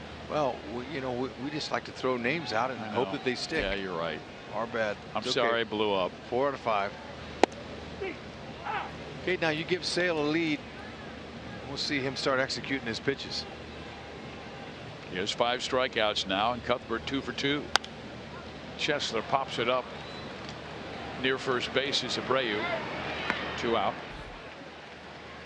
Yeah, Eduardo Perez hit 79 big league homers. So his dad did the heavy carrying there, the heavy lifting.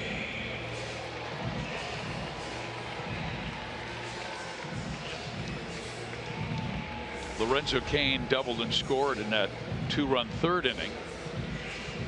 Royals, remember, they're not out of it against the Chicago White Sox. Remember that series back in June where the Royals trailed by at least 2 runs as late as the 7th inning and rallied and won all 3 games.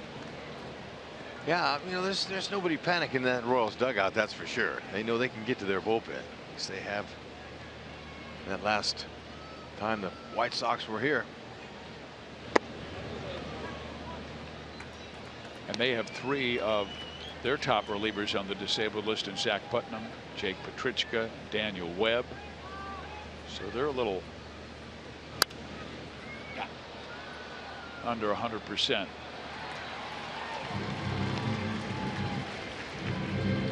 Cain had a great at bat before that double in the third inning, kept on fouling off tough pitch after tough pitch. Sale goes after him and tries to dot the outside corner. Watch out for that backdoor slider. He's been trying to come in from that left-handed batter's box.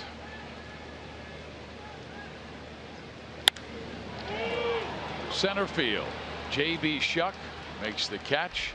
1, 2, 3, and Chris Sale has now retired 8 straight Royals.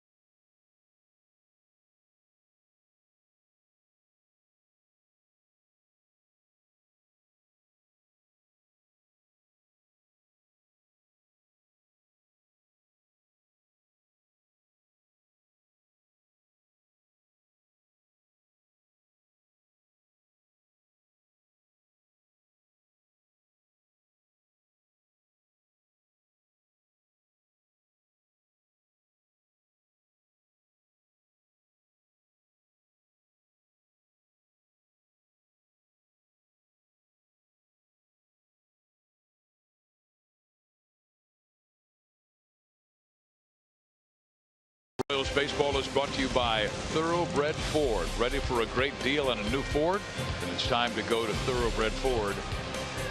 Well, here at Kauffman Stadium, it's the Chicago White Sox with a 4-3 lead. Steve Physioc, Rex Hudler are now joined by Royals Hall of Famer Jeff Montgomery. And Monty, it seemed like Edinson Volquez was cruising that last inning, gets the first 2 outs, then 5 straight hits, and the last out was a line out. Yeah, and one thing I've noticed about Eddie, when he gets guys on base tonight, he's having trouble with keeping his tempo and really kind of keeping his rhythm going the way that he has been with the stretch. So we'll keep an eye on that the rest of the way, but it seems like that was really difficult for him pitching out of the stretch. So now with the Sox leading by 1, he's back out there, and this could be his final frame unless it's an easy one. Matt Strahm was warming up in the pen. Deonor Navarro, Tyler Saladino, and J.B. Shuck fouled off. It seemed like he had executed his pitches much more effectively, and when he was missing out of the strike zone from the windup, and then he got in that stretch. It seemed like he left a few pitches there in the middle part of the zone. And with the technology the way it is these days, is that a situation where he can go underneath and take a look at some video and go, oh, maybe I'm drifting or from the stretch? Well, one of the most difficult things to do as a pitcher is when you're on the mound and things are not going right, to try to change gears, try to really kind of pick things up. You have a tendency maybe to slow things down as far as walking around the mound and not, being on sync with your catcher. And that's what I see so many times. I know I was a culprit of that as well, where I would, get out of my rhythm when you have situations. And it's important to be on sync with your catcher. It's important to be on sync and keep your defense ready to play baseball. I agree. Now, Fizz, to answer your question, I've never, at least in my day, I know maybe it's different now, but I don't see too many pitchers that go in the middle of when they're sitting down and watching a video. Now, hitters could do that. They do that more, but pitchers usually don't go up underneath and look at video. Here is Saladino. And Volquez getting a lot of pitches up. To your point, usually a pitcher is going to work on those parts of his game in his in-between session a couple of days after he makes a start in preparation for his upcoming start. He wants to take that time in between innings and just rest. Think about what he's doing. The pitching coach usually comes over and talks to him a little bit. But you're right, Monty. I was wondering why he was leaving some pitches out there, but it was from the stretch, and he wasn't comfortable. He wasn't keeping his rhythm. Salvi giving him a low target. He's been all over the place this inning. One pitcher on the Royals staff that's really improved a lot with regards to his tempo is Danny Duffy. He's really found a way to keep things going. You can slow the game down. I'm okay with slowing the game down, but that means you're doing it on your terms. You just don't want to slow down. You don't want to slow down your tempo and slow down the game itself. Yeah, even when Danny got in trouble on Saturday, he was able to get out of it quickly. And here's Escobar to Mondesi. Bare hands.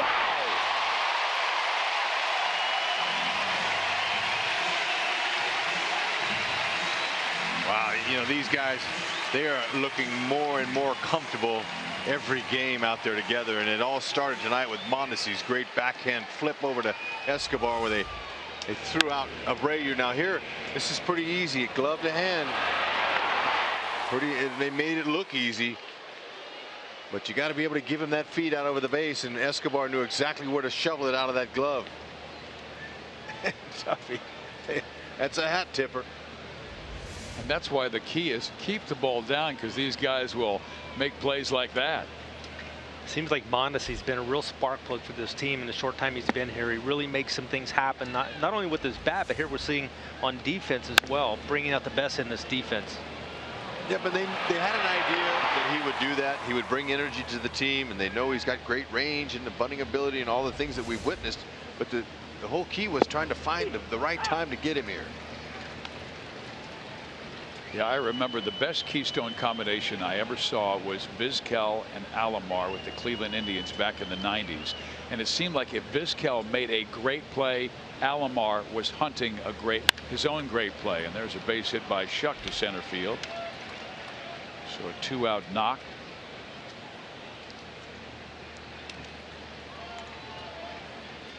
JB 2 for 3 after being stuck on an 0 for 20.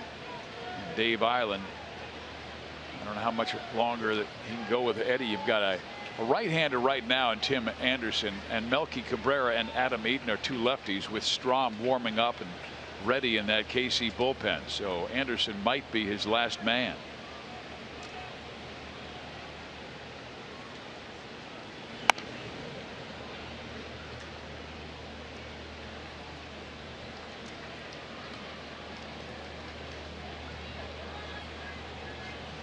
Monty, can you think of a better Keystone combination? I mean, I know you grew up enjoying the Cincinnati Reds. They had Davey Concepcion and Joe Morgan.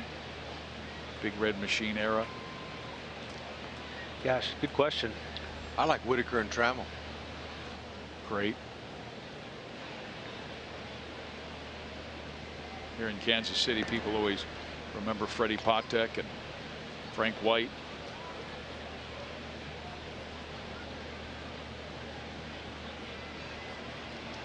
Buddy Biancalana, team with Frank in the '85.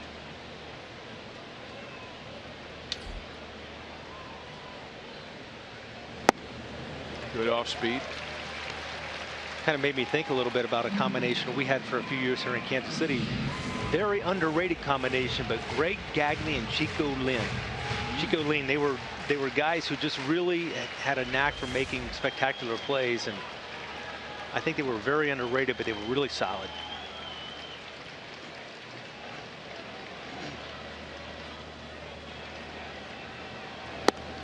He did finish him. Volquez goes 6, gives up 4.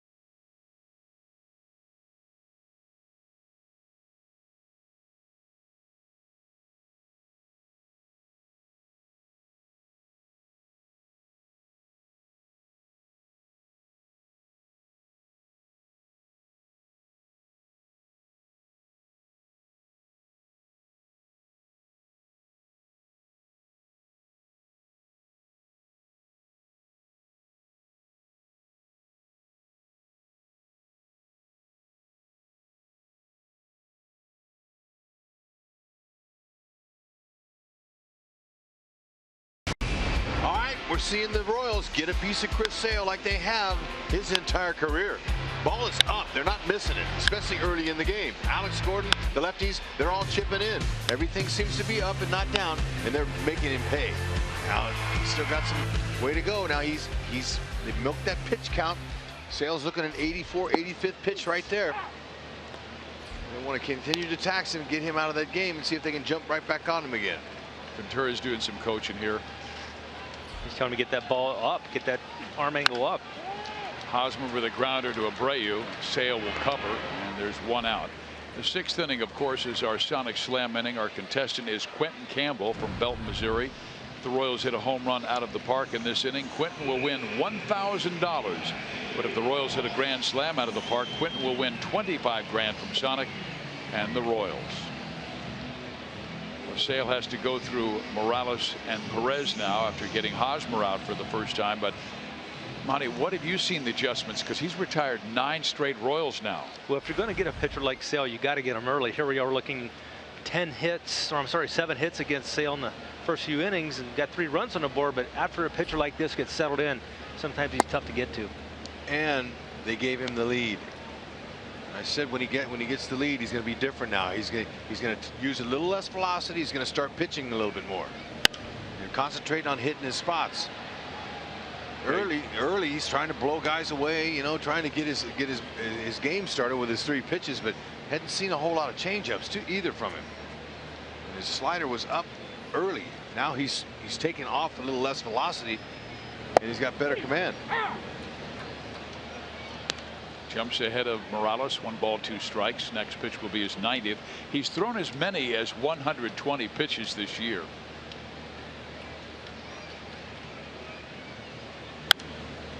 Out of play. You know, Sale's a pitcher who's really evolved since he arrived in the major leagues. Came up, had that great power arm, pitched out of the bullpen for a while, and he only needed that fastball and that slider, devastating slider. And then he worked on the changeup. In the last few years, the changeup has been a tremendous pitch. But you're right, he hasn't used it as much here tonight. I was talking to some guys on the White Sox side.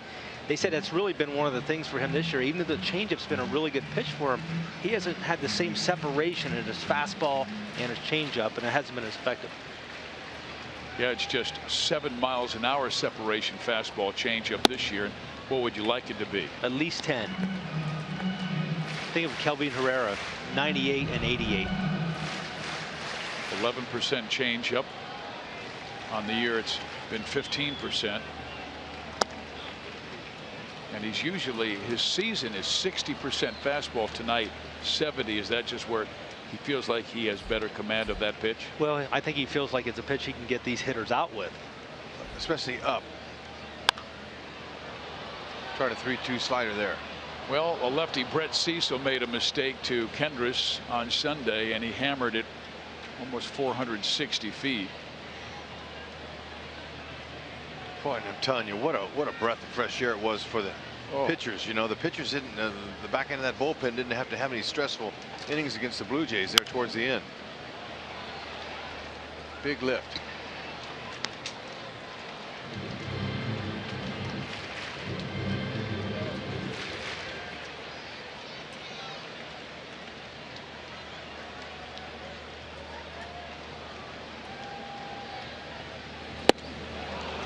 Swung on and missed. 2 outs. There was the changeup. And fans, the weekend starts early because every Thursday home game is Buck Night. Come enjoy Royals baseball while saving some hard-earned cash. Enjoy delicious hot dogs and peanuts for just $1 a piece. Get your tickets now for Thursday Buck Nights at the K by calling 800-6-ROYALS or online at royals.com/promotions.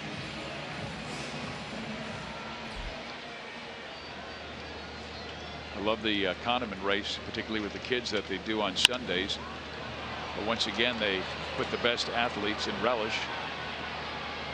Salvi pops it up, and it's a 1-2-3 6th, and that is 11 straight retired by Chris Sale.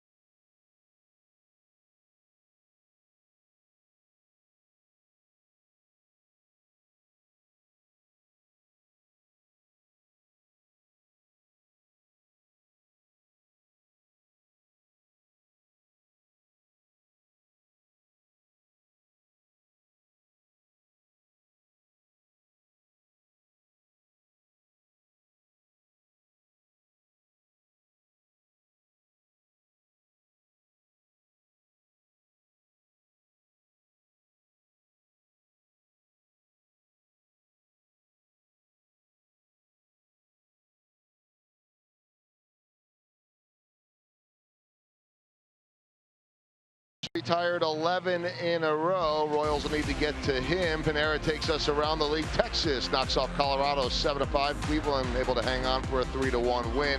Houston right now one better than Minnesota. Detroit and Seattle just about underway. Our Lee Summit Mazda game break takes us to Minnesota, and that is the home run swing of Brian Dozier, gone off of Mike Fiers. Nice lead for the Twins until Houston stormed back with 3 against Hector Santiago. It is 5-4 right now. Astros on top. Royals should see Santiago next weekend in a different uniform. Yeah, and the Twins have been playing some pretty good ball, winning 7 of their last 10, and that's where we go Friday, Saturday, and Sunday. Here's Matt Strahm, the rookie out of Fargo, North Dakota. Pitched well in his last 2 outings. Got a nice fastball, huh, Monty? He does. He lets it eat. He likes to throw it too.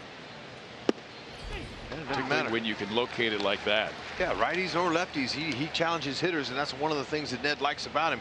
He's not a bit nervous. Got a slider that he'll mix in, and some very few changeups, but he's going to have to, if he's going to make a living up here, he'll have to use those secondary pitches. And Matt is our Chevy pitching change here in inning number 7, with the Royals trailing by 1. Game 1 of this 3-game series, a 4.5 ERA, but the last 2 outings have been terrific. He stranded another runner on Thursday, recording 2 strikeouts and a flyout for a scoreless 7th.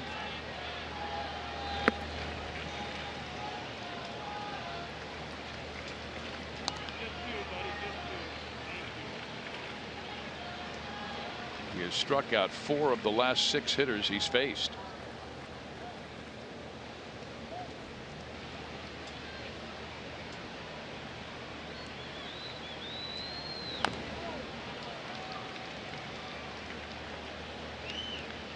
Milky just trying to fight those little borderline pitches off.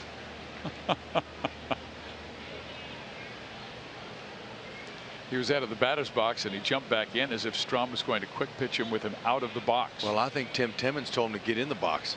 Yeah. Grounder short, backhanded Escobar. 1 out.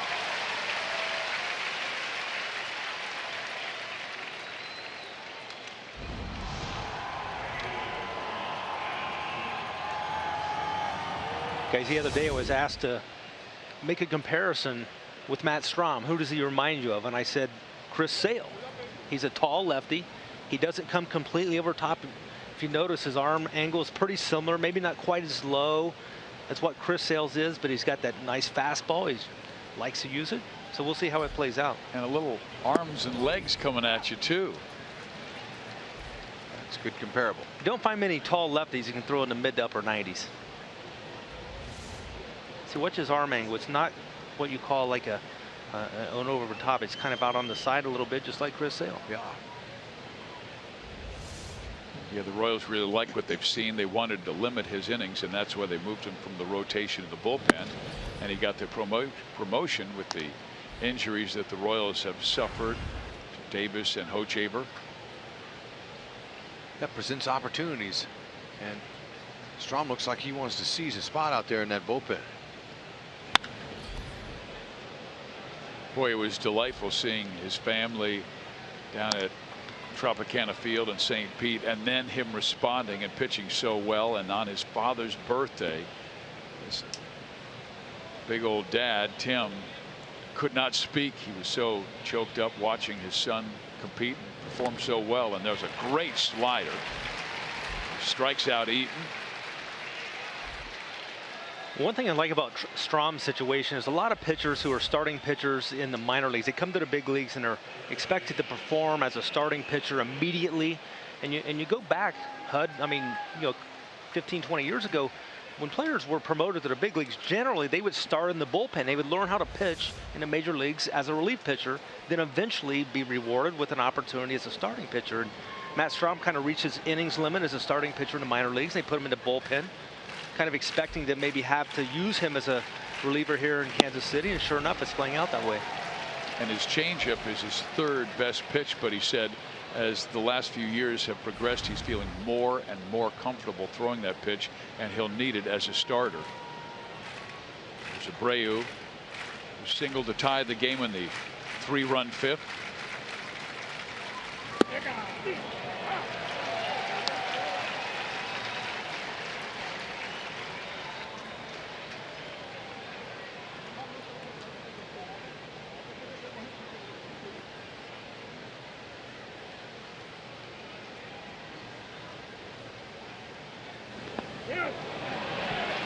He went. Matt Strahm strikes out 2 of the 3 White Sox that he faces in the 7th inning. The kid looks good.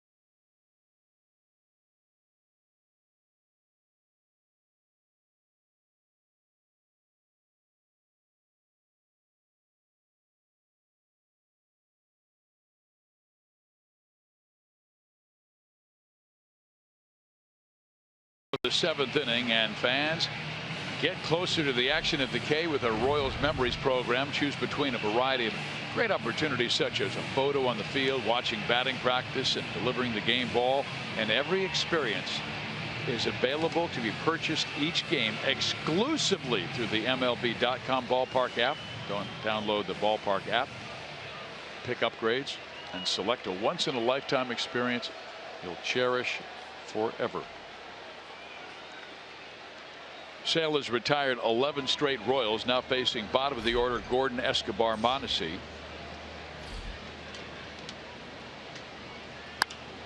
Alex lifts it in the air, left field. Cabrera wants it and takes it, 1 out.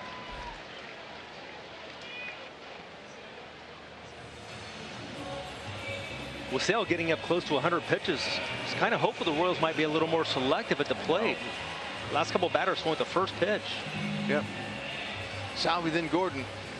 You know, you'd like to get him out of there. They got Nate Jones warming up in their bullpen, and it's, you know, the Royals really attacked their bullpen the last time the White Sox were here. I mean, relentlessly for 3 games. And it wasn't just 1 game. They came back in all 3 of those late. Escobar's flied out twice, but no Royal has more hits off Sale than Escobar, and he almost gets hit here.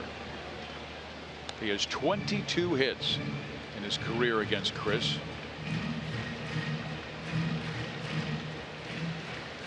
Came in batting .367 against the Chicago lefty.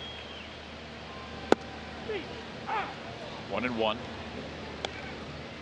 Sale's 3rd in the league in hit batters with 9. He's not afraid to come inside on guys. Doesn't want to put anybody on here, though.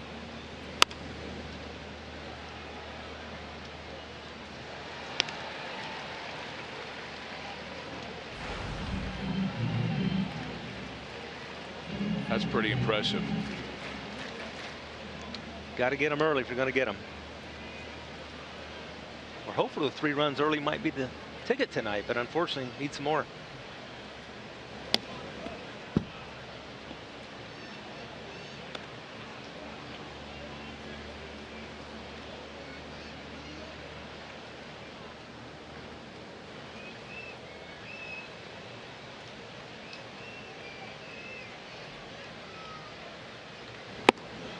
And then he goes upstairs and strikes out Escobar. So that's 13 in a row. The White Sox were able to get to Edinson Volquez third time through, but Chris Sale has been dominant.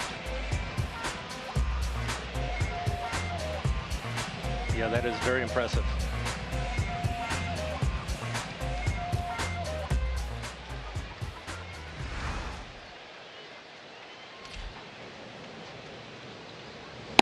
Mondesi 0 for 2. Seems like Sale is preying on the Royals' aggressiveness. He is. He's settled in and he's got a feel of their offense, but more importantly, he's got a feel of his pitches. Going with more backdoor breakers, the slider, and also he looks like he's taking some velocity off. He's mixed in a few more changeups, but he's retired 12 straight Royals. Mondesi had a pretty good rip there on a 2-0 pitch.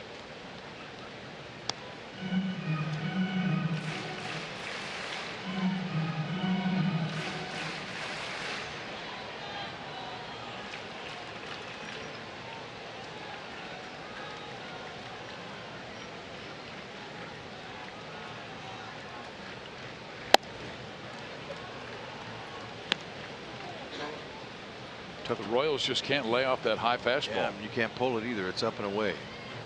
It's running away from righties.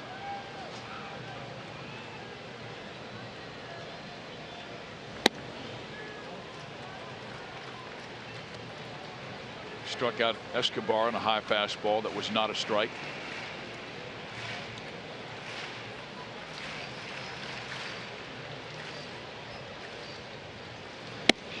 And he stays upstairs and he walks Raul Mondesi, the number 9 batter. That is the first walk issued by Chris Sale tonight. Well, he thought he would take advantage of the rookie's aggressiveness.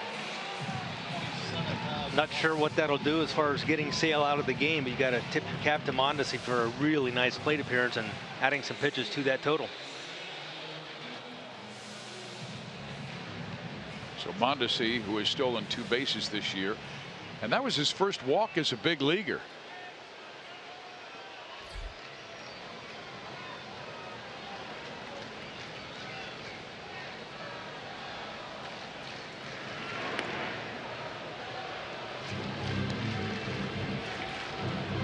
This is where he is really exciting because he puts pressure on defenses. Paulo can hit one in the gap. Mondesi could tie the game. Outfielders are deep.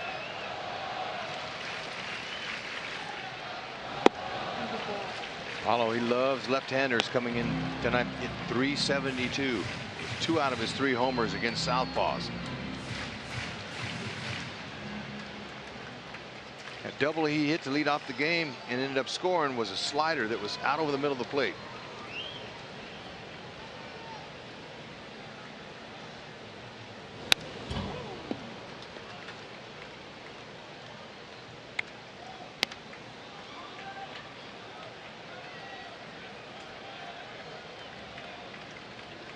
Paulo doubled his first time up, struck out his last 2. Mondesi was moving back towards first base the last 2 times that Sale has come home.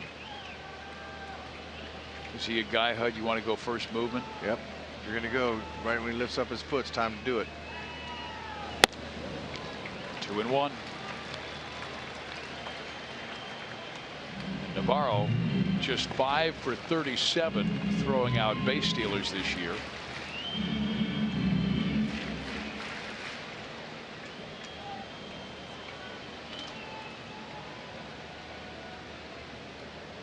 Good pitch to run on right here.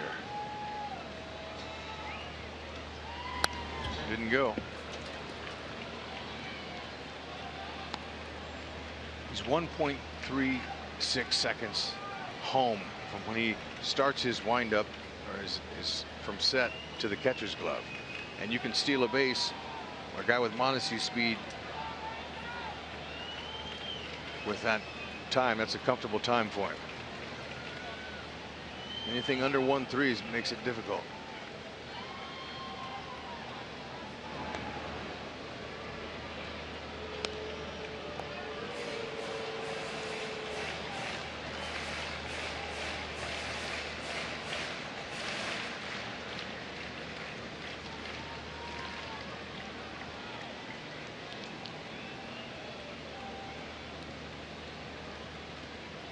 Mondesi does go. The pitch is high. The throw to second base. Safe. There you go. There he is, Paulo. 3 for 3 now in steals is Mondesi. Then he went on this minute he lifted up his foot. That was perfect. And I noticed he got a bigger lead too. He got a little bit bigger. He took off right away. Took a peek back. Good late slide. Little pop-up slide there, but later you slide, the quicker you get to the base. Paulo hitting .369 with a runner in scoring position. I love the foot first slide. I'm with you, Monty. High fly ball to right. Eaton with the catch. Sale goes 7. The Royals leave Mondesi in scoring position at second base.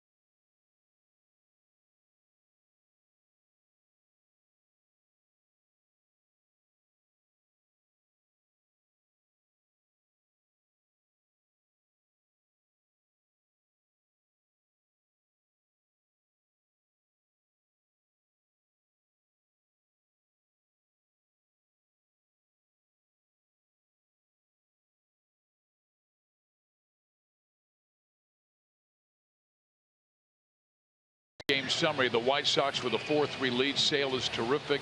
He retired 14 of the last 15 he faced, and the Sox used 5 straight singles with 2 out to score 3 in the 5th off Volquez. But plenty of time left. The rally mantis is on display, so why not late, just like the Royals did it when they swept the White Sox back in June here, when they trailed by at least 2 runs in all 3 games, and in one of them by 6 in the 9th and rallied to win. Strom with a 1-2-3 7th inning. There he is, very patient.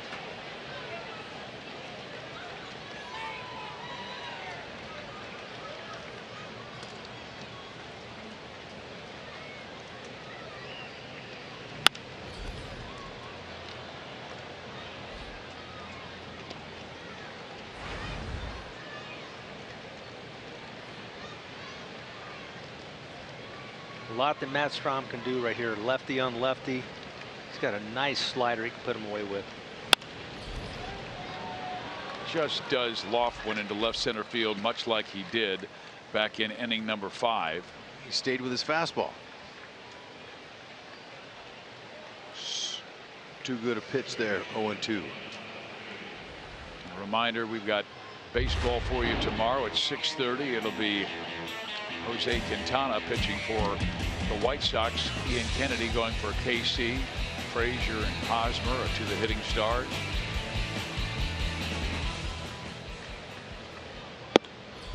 I thought he had him set up for that breaker, Monty, just like you were talking about. Yeah, I did too. I asked him the other day about throwing his fastball in those breaking ball situations. He just said that I've been so used to throwing my fastball with success during my entire baseball life. I feel comfortable throwing it, but that's one thing about playing at this level. You got to make some adjustments. Couldn't believe it. Up here is different animal. So he has an advantageous count with Todd Frazier at 0-2.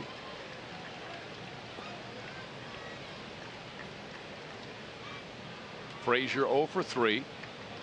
Time to bury a breaker here. Tried to go backdoor that Sale was attempting early. Didn't have much success with his slider early, but boy, when he settled in and figured it out, he was a monster the last 4 innings.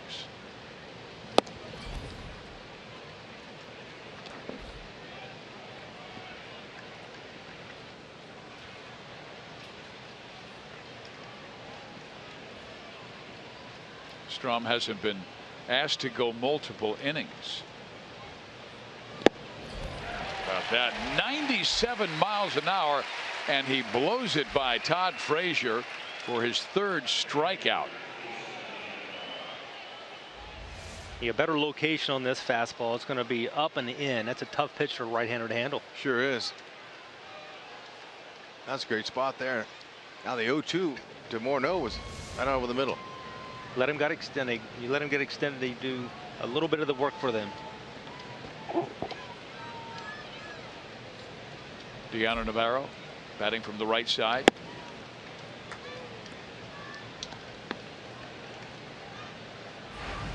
I wouldn't mind seeing one of those Escobar Mondesi moments here.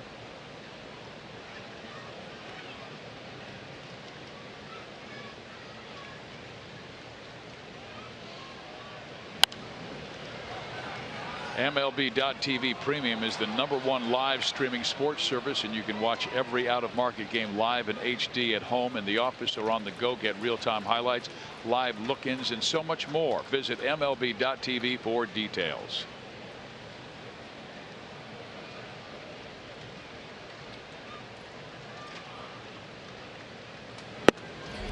Beautiful pitch, right on the black.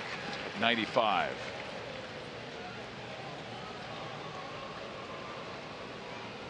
I was talking about Strom, how he has that little kind of low 3/4 sidearm delivery. Oftentimes it's easy to pick that up, but he stays close so long, it eliminates that. It still keeps him close long enough so he's not showing the ball that entire time to the hitter, which creates some deception, even though it's not coming from straight over top.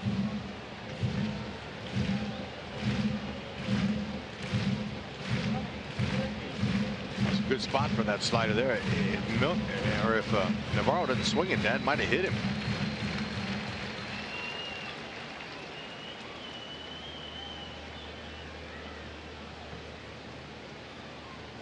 Oh, that's a great slider. That is an outstanding pitch there, and that's the pitch that you were hoping that he would go to. Justin Morneau, the left-handed batter, to lead off this inning. Yeah, well, you know what? He's going to make mistakes here and there, but right now against the 2 righties, he's done a great job of getting ahead with a fastball and then finish him off with a slider. Good location. Stayed out of the middle. Great finish on that breaking ball.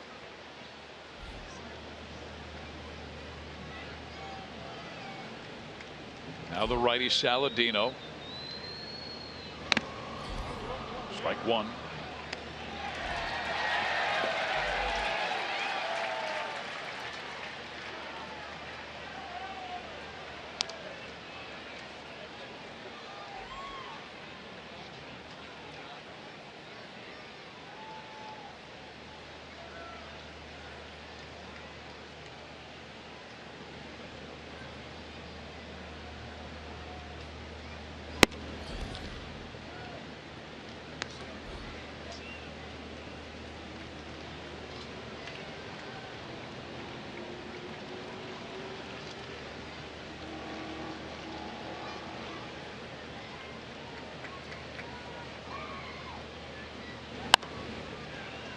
Advantage Strom. 1 ball, 2 strikes. You guys, another thing about a young pitcher on the mound, he's learning a lot from his catcher as they go, and the catcher's learning a lot about him as he goes. So that's something that, you know, going back to that Morneau 0-2 pitch, that's something Salvador Perez will put in his memory bank, and Drew Butera, they'll take note of that. Learning process. Well, Strom looking mighty fine. He has struck out 5 in the 2 innings of work, and he's kept the Royals right in there. We've got Cuthbert, Kane, and Hosmer coming up in the 8th.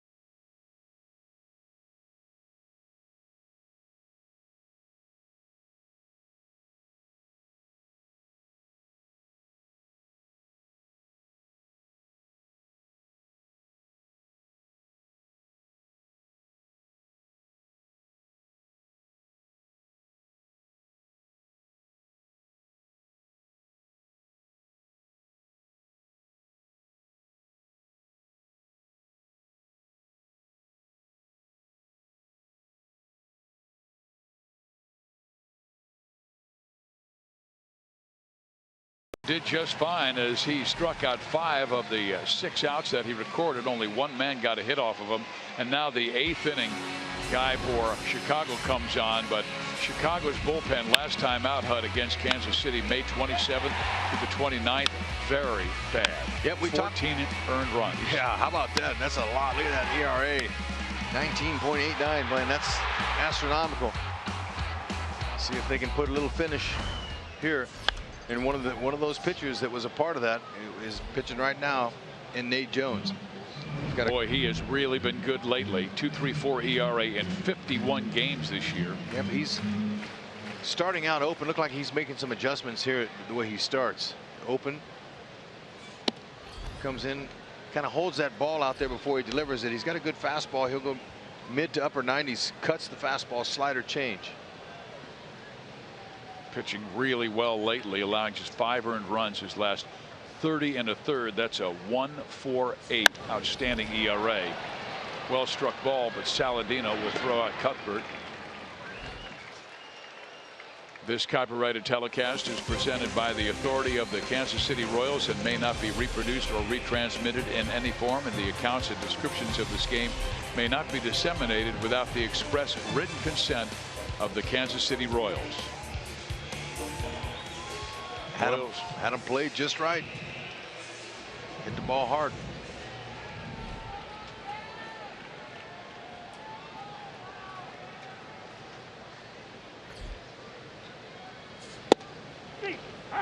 Here's Kane on once with a double. Wow, impressive. He's been all over it. That first pitch there looked like a small little cutter right over the middle. Same pitch away.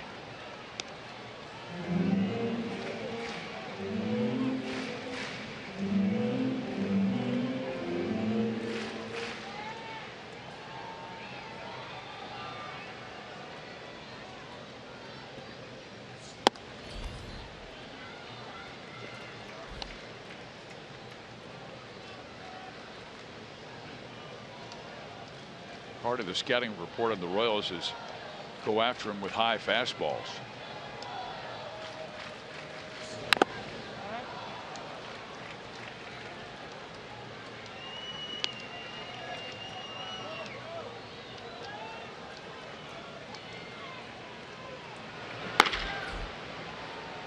Herrera and Soria in the Royal pen.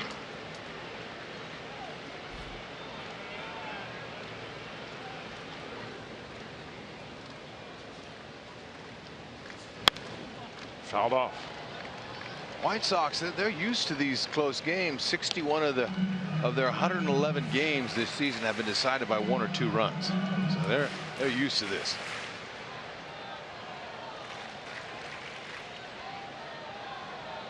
And then 25 of the last 28 wins have been decided by 3 runs or less. Kane, he's fighting him.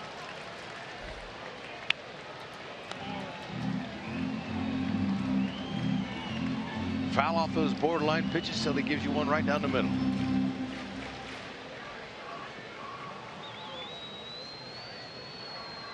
Nine of Lorenzo's career 41 home runs have come against the Sox.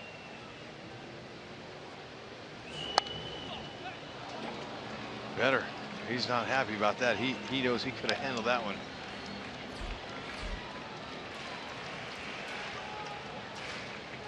Waiting for the 8th pitch. He had a great duel with Sale back in the 3rd inning, fouling off tough pitch after tough pitch, and then slammed the double.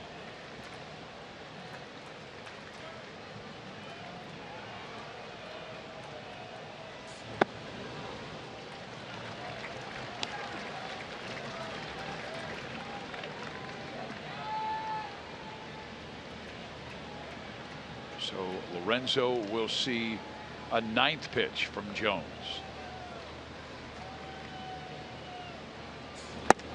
And he strikes him out.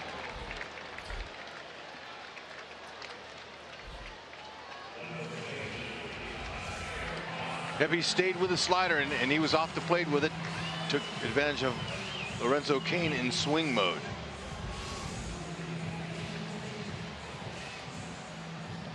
So now Jones will face his first lefty in Eric Hosmer, who's 2 for 3 and drove in 2 of the Royals' runs. Eric just 1 for 6 against Nate.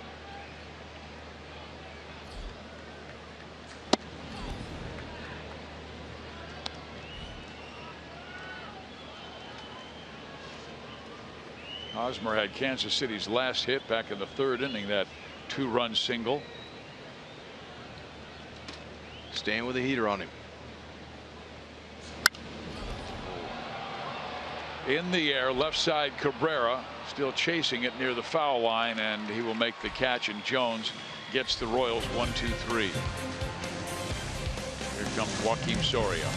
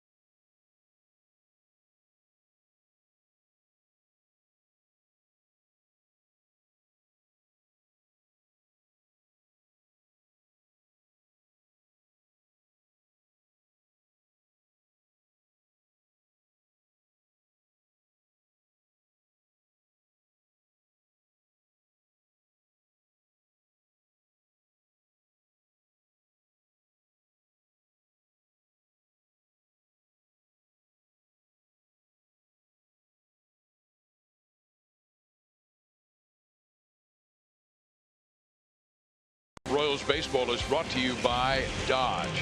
Find your summer of performance with great deals at the Dodge Summer Clearance Event. Steve Biziak, Rex Hudler, Joe Goldberg, Jeff Montgomery with you. White Sox with a 4-3 lead. KC was up 3-1, but 3 runs on 5 straight singles off Volquez, and that took the Royals from 2 up to 1 down. Now Soria pitching in his 48th game.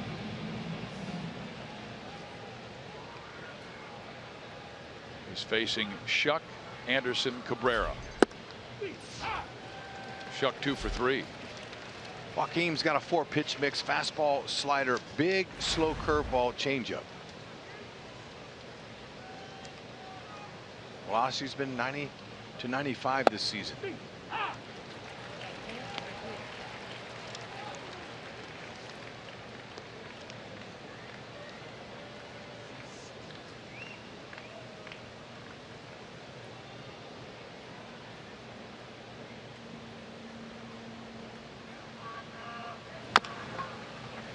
Soria will handle this one, and they get JB at first base, 1 down.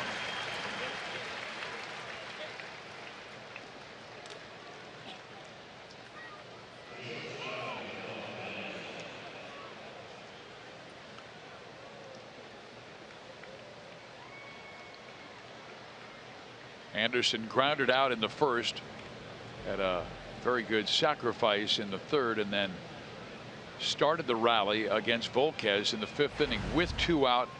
He had a base hit followed by 4 straight singles by Cabrera, Eaton, Abreu, and Morneau. And Cabrera's, remember, was on a 3-2 count with Anderson going. There was a close play at the plate, but Anderson too quick and got there before Escobar's throw.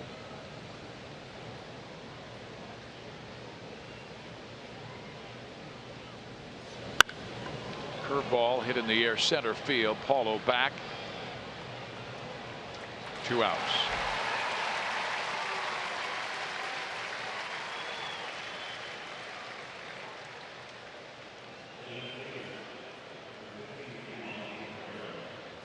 A Reminder, Boulevard Royals Live will come your way after the game with Joel and Monty.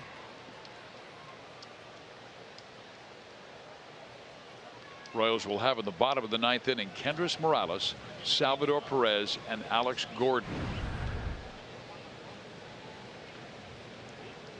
Hitters 5, 6, and 7.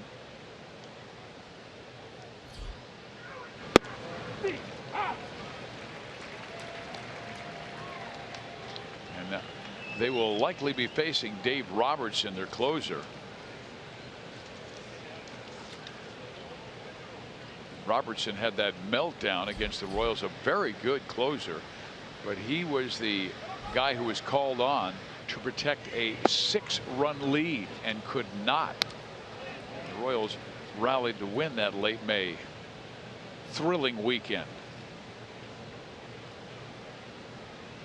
Yeah, I remember that one of the balls hit off of his glove and deflected, kept a rally going.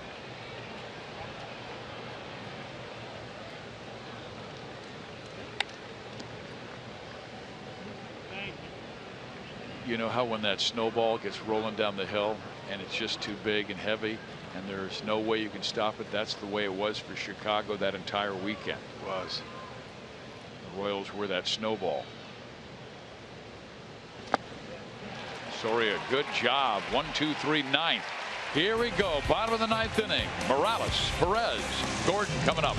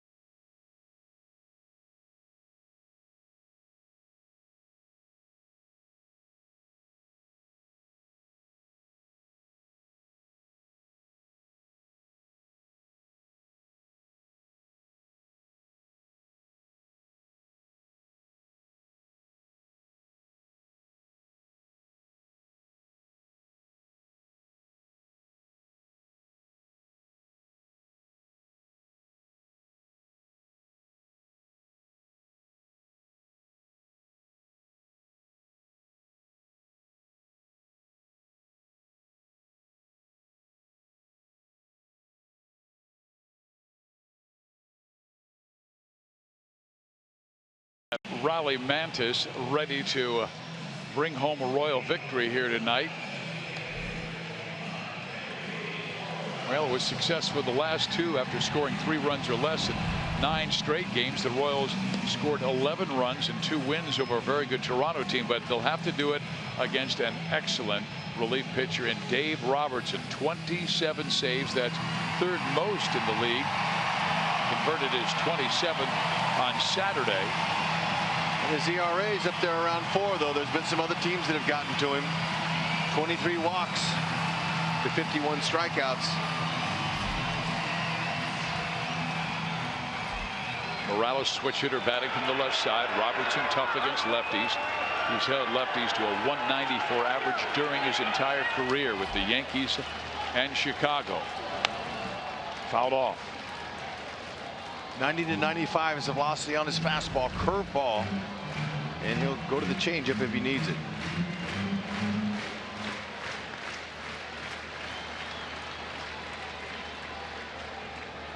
Three infielders right side, only 1 man on the left. Go ahead and drop one down that line and get Dyson in there to run for you. 1 ball, 1 strike.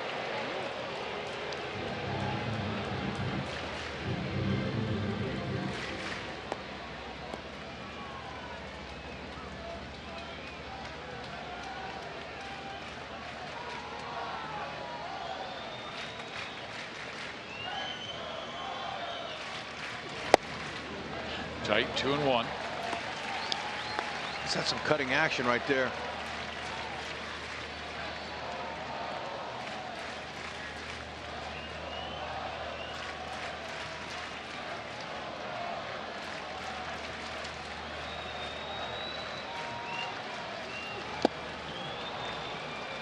He also has that long stride, and hitters tell me that when Robertson throws, let's say 94, gets on them in a hurry like it's 96, 97. He's not one of those closers that has an overpowering fastball, though. Morales, he pulled off of that one. There you go, base hit left field, and Dyson's going to be pinch running.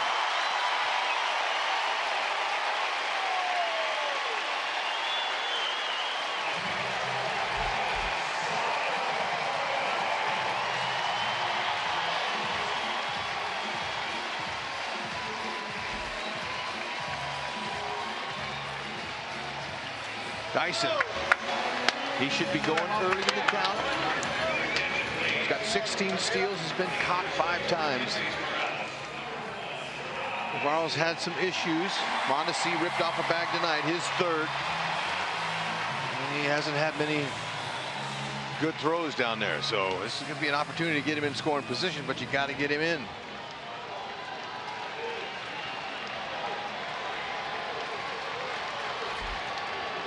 Base stealers are 3 for 3 off Dave Robertson.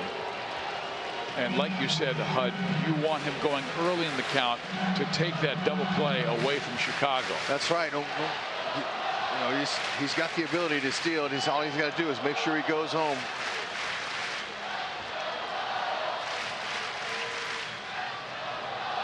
He does not go, and Sal lifts it in the air right side. 1 out. And had Dyson stolen like on a pitch on that one, if Sal takes and then he does it, Dyson might make it a 3rd. Well, Rusty Kuntz is over there with him. You can feel comfortable when you have the man that holds the steal keys and Rusty Kuntz. Fans got their rally caps on here. Alex Gordon. 1 for 3 tonight. Solid single first time up. Dyson does not go. The ball is pulled foul.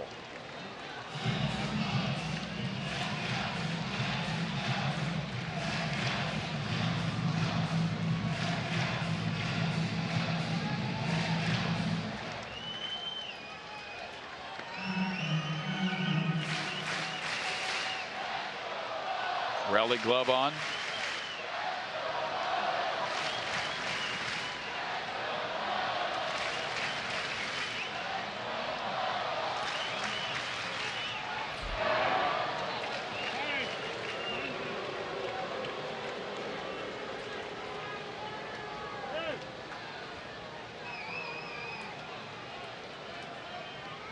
Robertson doesn't use a slide step, but he does bring his leg up about halfway. He doesn't really have a high leg kick. But Dyson's had plenty of pitches there to read him.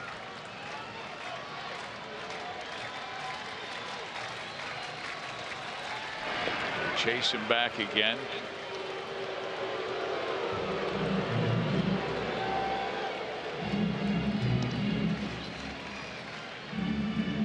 Dyson's so fast they could pitch out and he could still get to second.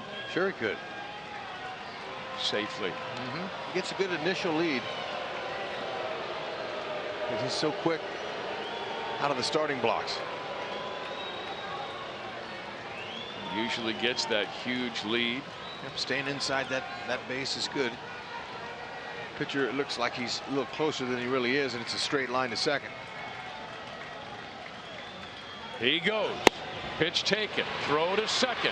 Nope. Stolen base.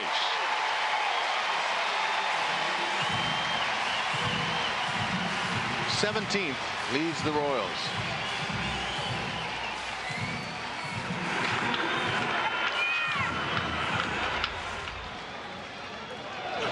Excellent takeaway. Anderson did a nice job there of coming off that bag and Navarro's throw was a one-hopper. Could have went to the outfield. Now with Frazier, the third baseman, playing way off with Alex Gordon. This will be interesting to see if Girard can get any kind of jump. He could beat Frazier to third base. Anderson, the shortstop, is kind of keeping him close there, but you can see where Frazier is right there. 1 ball, 2 strikes.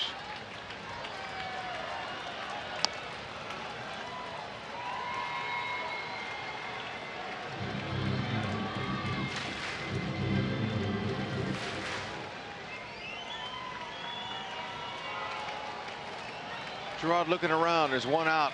Outfielders aren't very deep. They want to make a play at home on a single.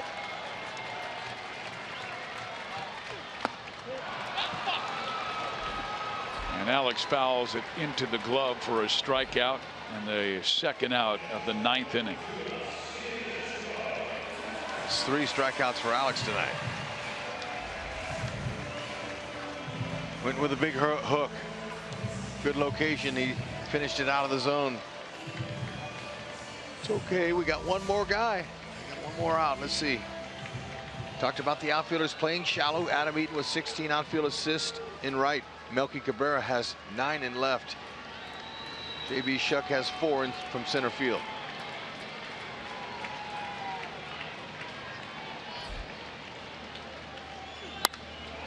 There's a base hit. Here comes Dyson. He will score the tying run, and Escobar to second.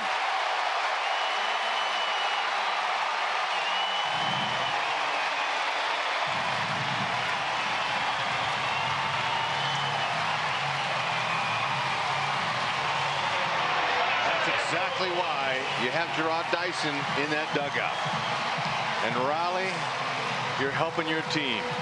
Dyson comes out, does what we expected, ripping off his 17th base. A little cutter that just stayed over the middle of the plate. Escobar ready for it. Pulls it right between the shortstop and third baseman. Dyson, he kicked it in gear, and there's no way you're going to be able to throw him out. On the throw, Escobar moved up to second base. So now Mondesi has a chance to hit his first walk-off. Ball 1. Outfielders have moved in considerably. Center field, Shuck, and left field, Cabrera. I tell you, we saw Mondesi show power in spring training that we didn't think he had. You leave one up, he can jump it.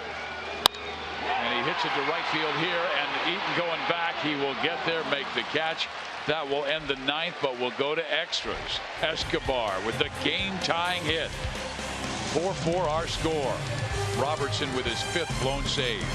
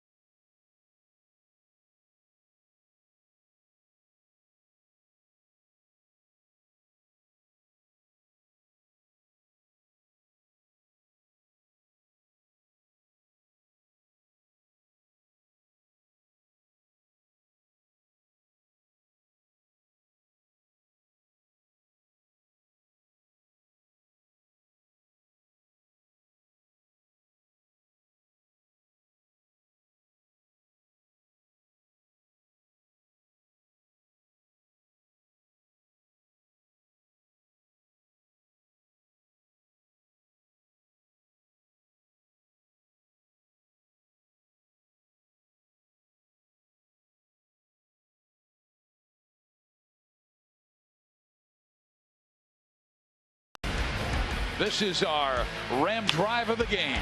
Yeah, and Escobar was waiting for that first pitch, and he got it. It was right there down the middle. Little cutter that stayed up. Dyson brought the mail home. second base after the steal.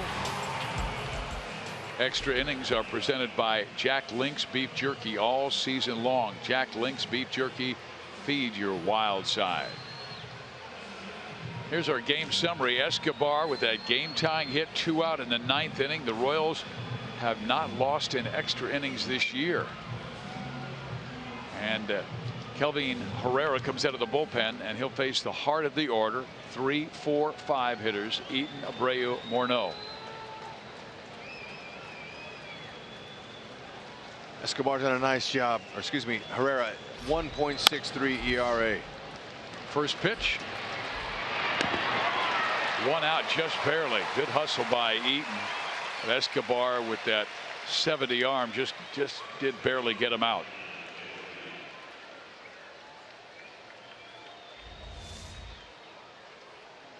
Oh man.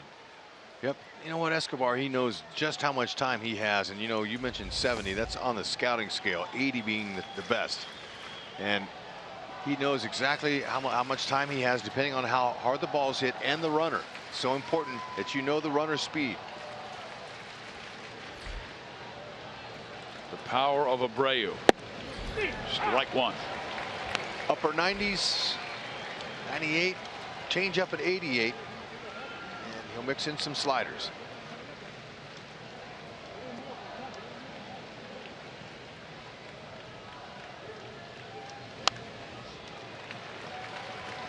Abreu 1 for 4, dangerous hitter who has belted 3 home runs in his last 4 games.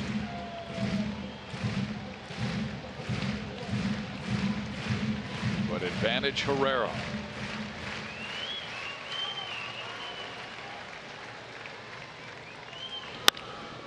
Reached for it and punches it into left field. Oh, that's just nice hitting right there. That was a great pitch. Yeah, slider was off about 4 or 5 inches off the outside of the plate. He got fooled, but he's able to stick it down too. Look at that. And Herrera's like, how did he hit that?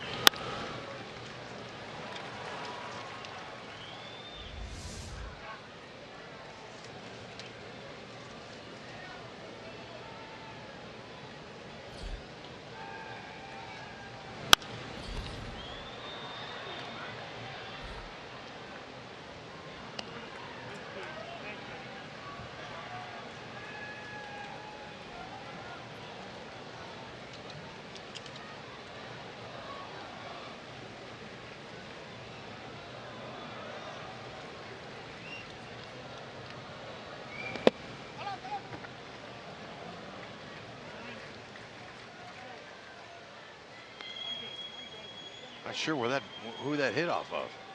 Salvi did a nice job though, at least keeping it in front of him. That hit the umpire. Yeah, it didn't hit Salvi. He knew that, and I heard a thud, so it was off of somebody's chest protector, and it was home plate umpire Tim Timmons. Well, they were fortunate there.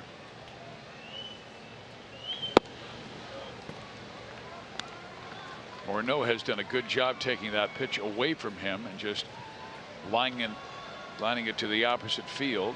And that's what he's trying to do here. Outfielders are deep. He's just wanting to stay short with his swing and put it in play. He wound up on that one. That's going to make the seats. That wind continues to blow in from right, sending a foul ball like that away. A lot of time Alex Gordon says that wind will curl around, particularly when it's blowing out towards right, and curl around where it gives him a chance to make a play on a foul ball down the left field line.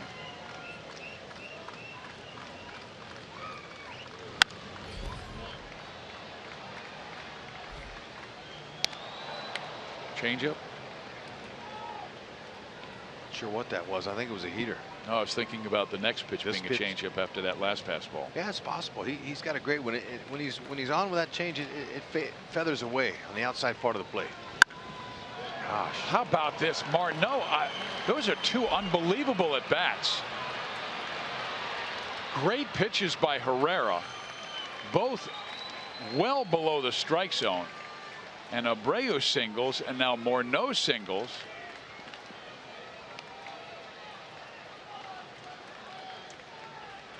or gets a double.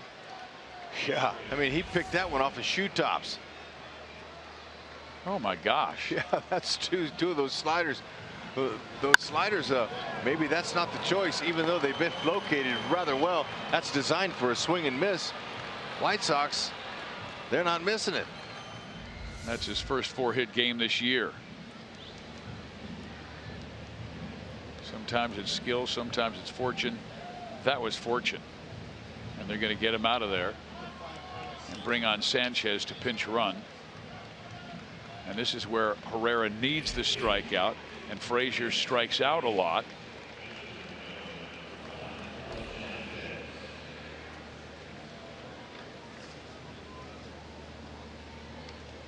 Royals will have the top of the order coming up in the bottom of the 10th.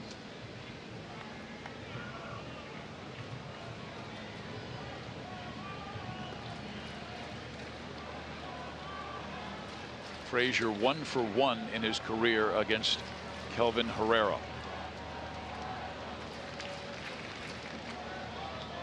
Infield now, they're halfway, and that's to prevent the second runner from scoring, to give him a little bit more range in that infield. Oh.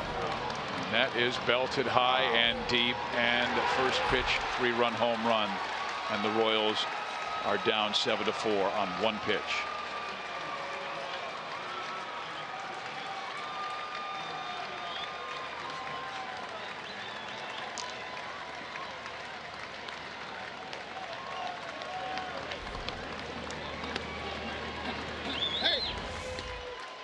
Fastball right down the middle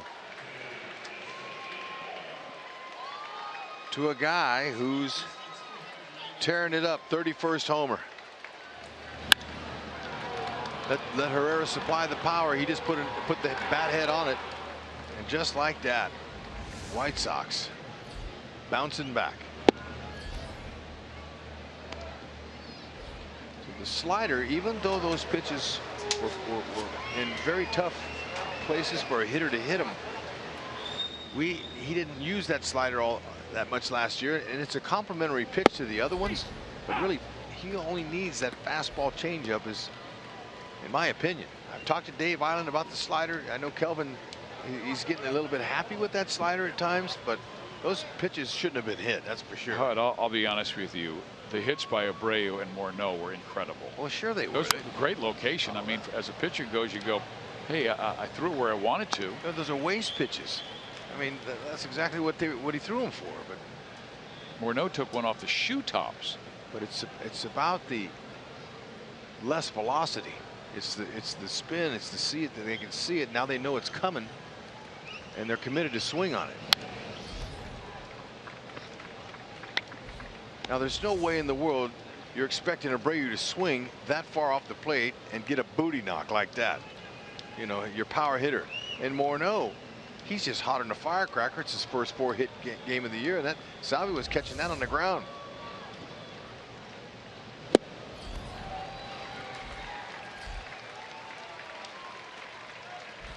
So he got the strikeout, one batter too late. And that's 2 out now in the 10th. Now Saladino.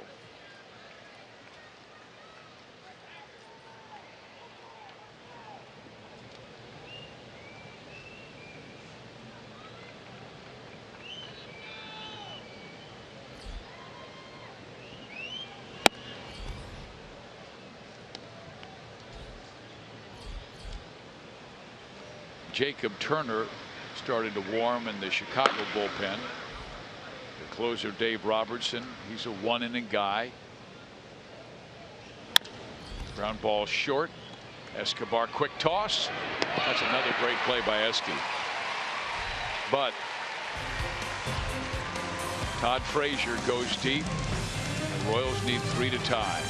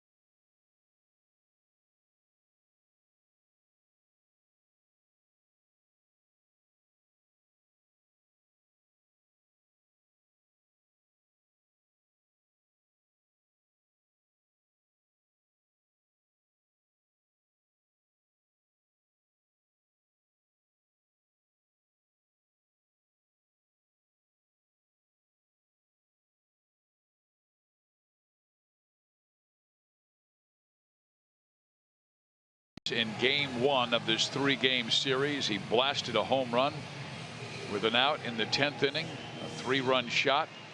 Chicago has a 3-run lead on Kansas City, and Jacob Turner, it's his job to get the save.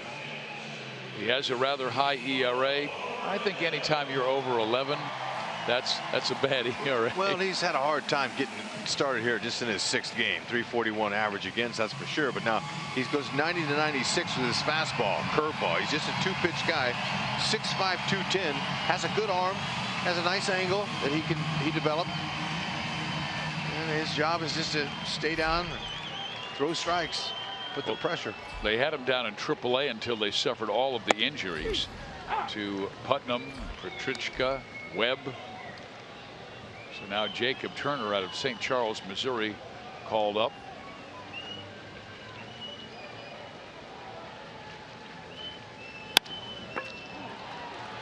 Anderson. Orlando is out number 1.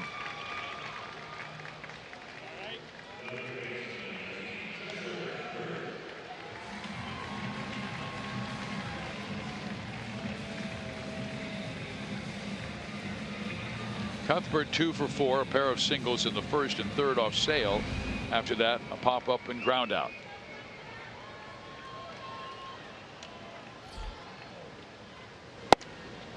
Ball 1.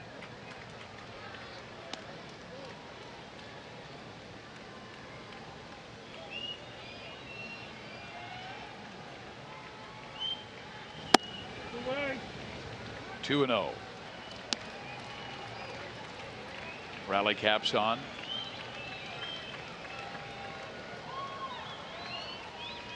He's got a good curveball. I hadn't seen it yet. There's a gapper. Cuthbert with his 3rd hit. And he is now going for 3rd because they bobbled that ball in right center field. He was going to hold up at 2nd base.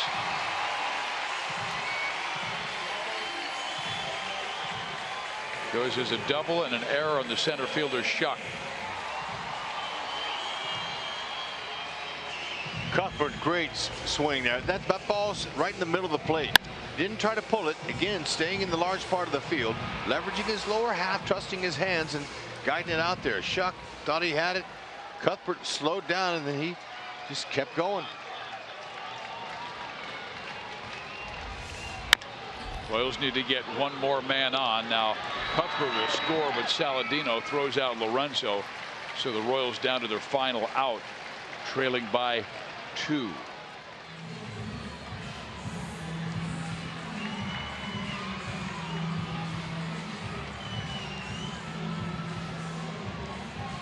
Oz needs to get on, bring the tying run to the plate. Eric tonight 2 for 4. The single back in the 3rd inning gave the Royals a 3-1 lead, and out comes Robin Ventura. He had a lefty warming in the pen, and that's who will go with Dan Jennings. We'll be right back.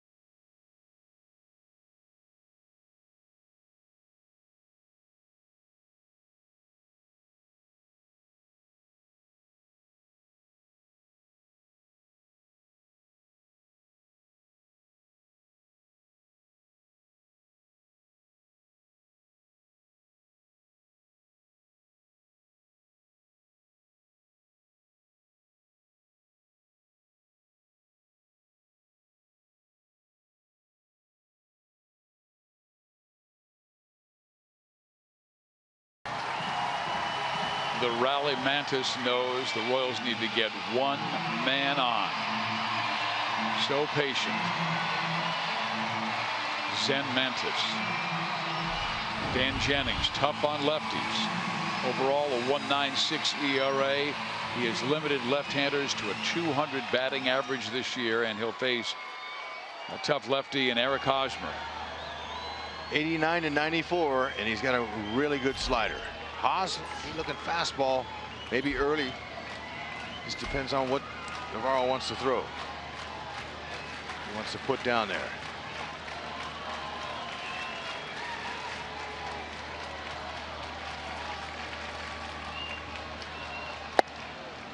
Ball one.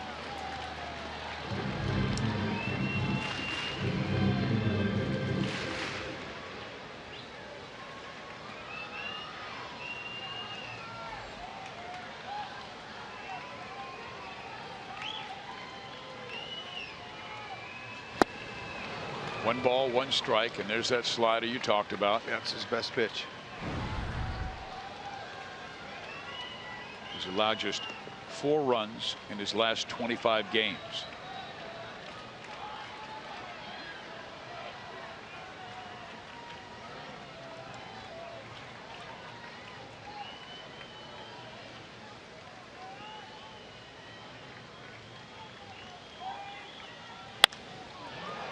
One and two.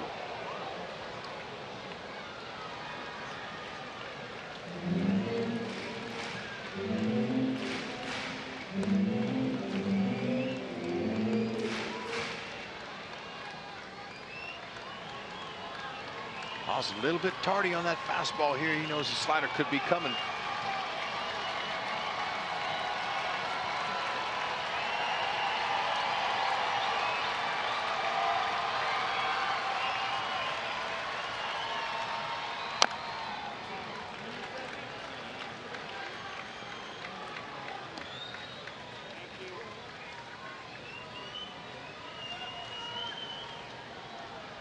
Typically, when a guy's ahead like this, when that fastball in, that's to set up the slider away.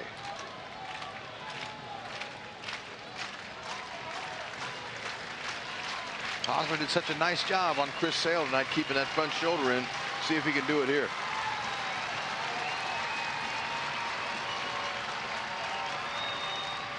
Slider away, and a swing and a miss. Game over. Chicago takes game 1 of this 3-game series by a final of 7-5 in 10 innings. Todd Frazier with the big hit, 3-run home run in the top of the 10th.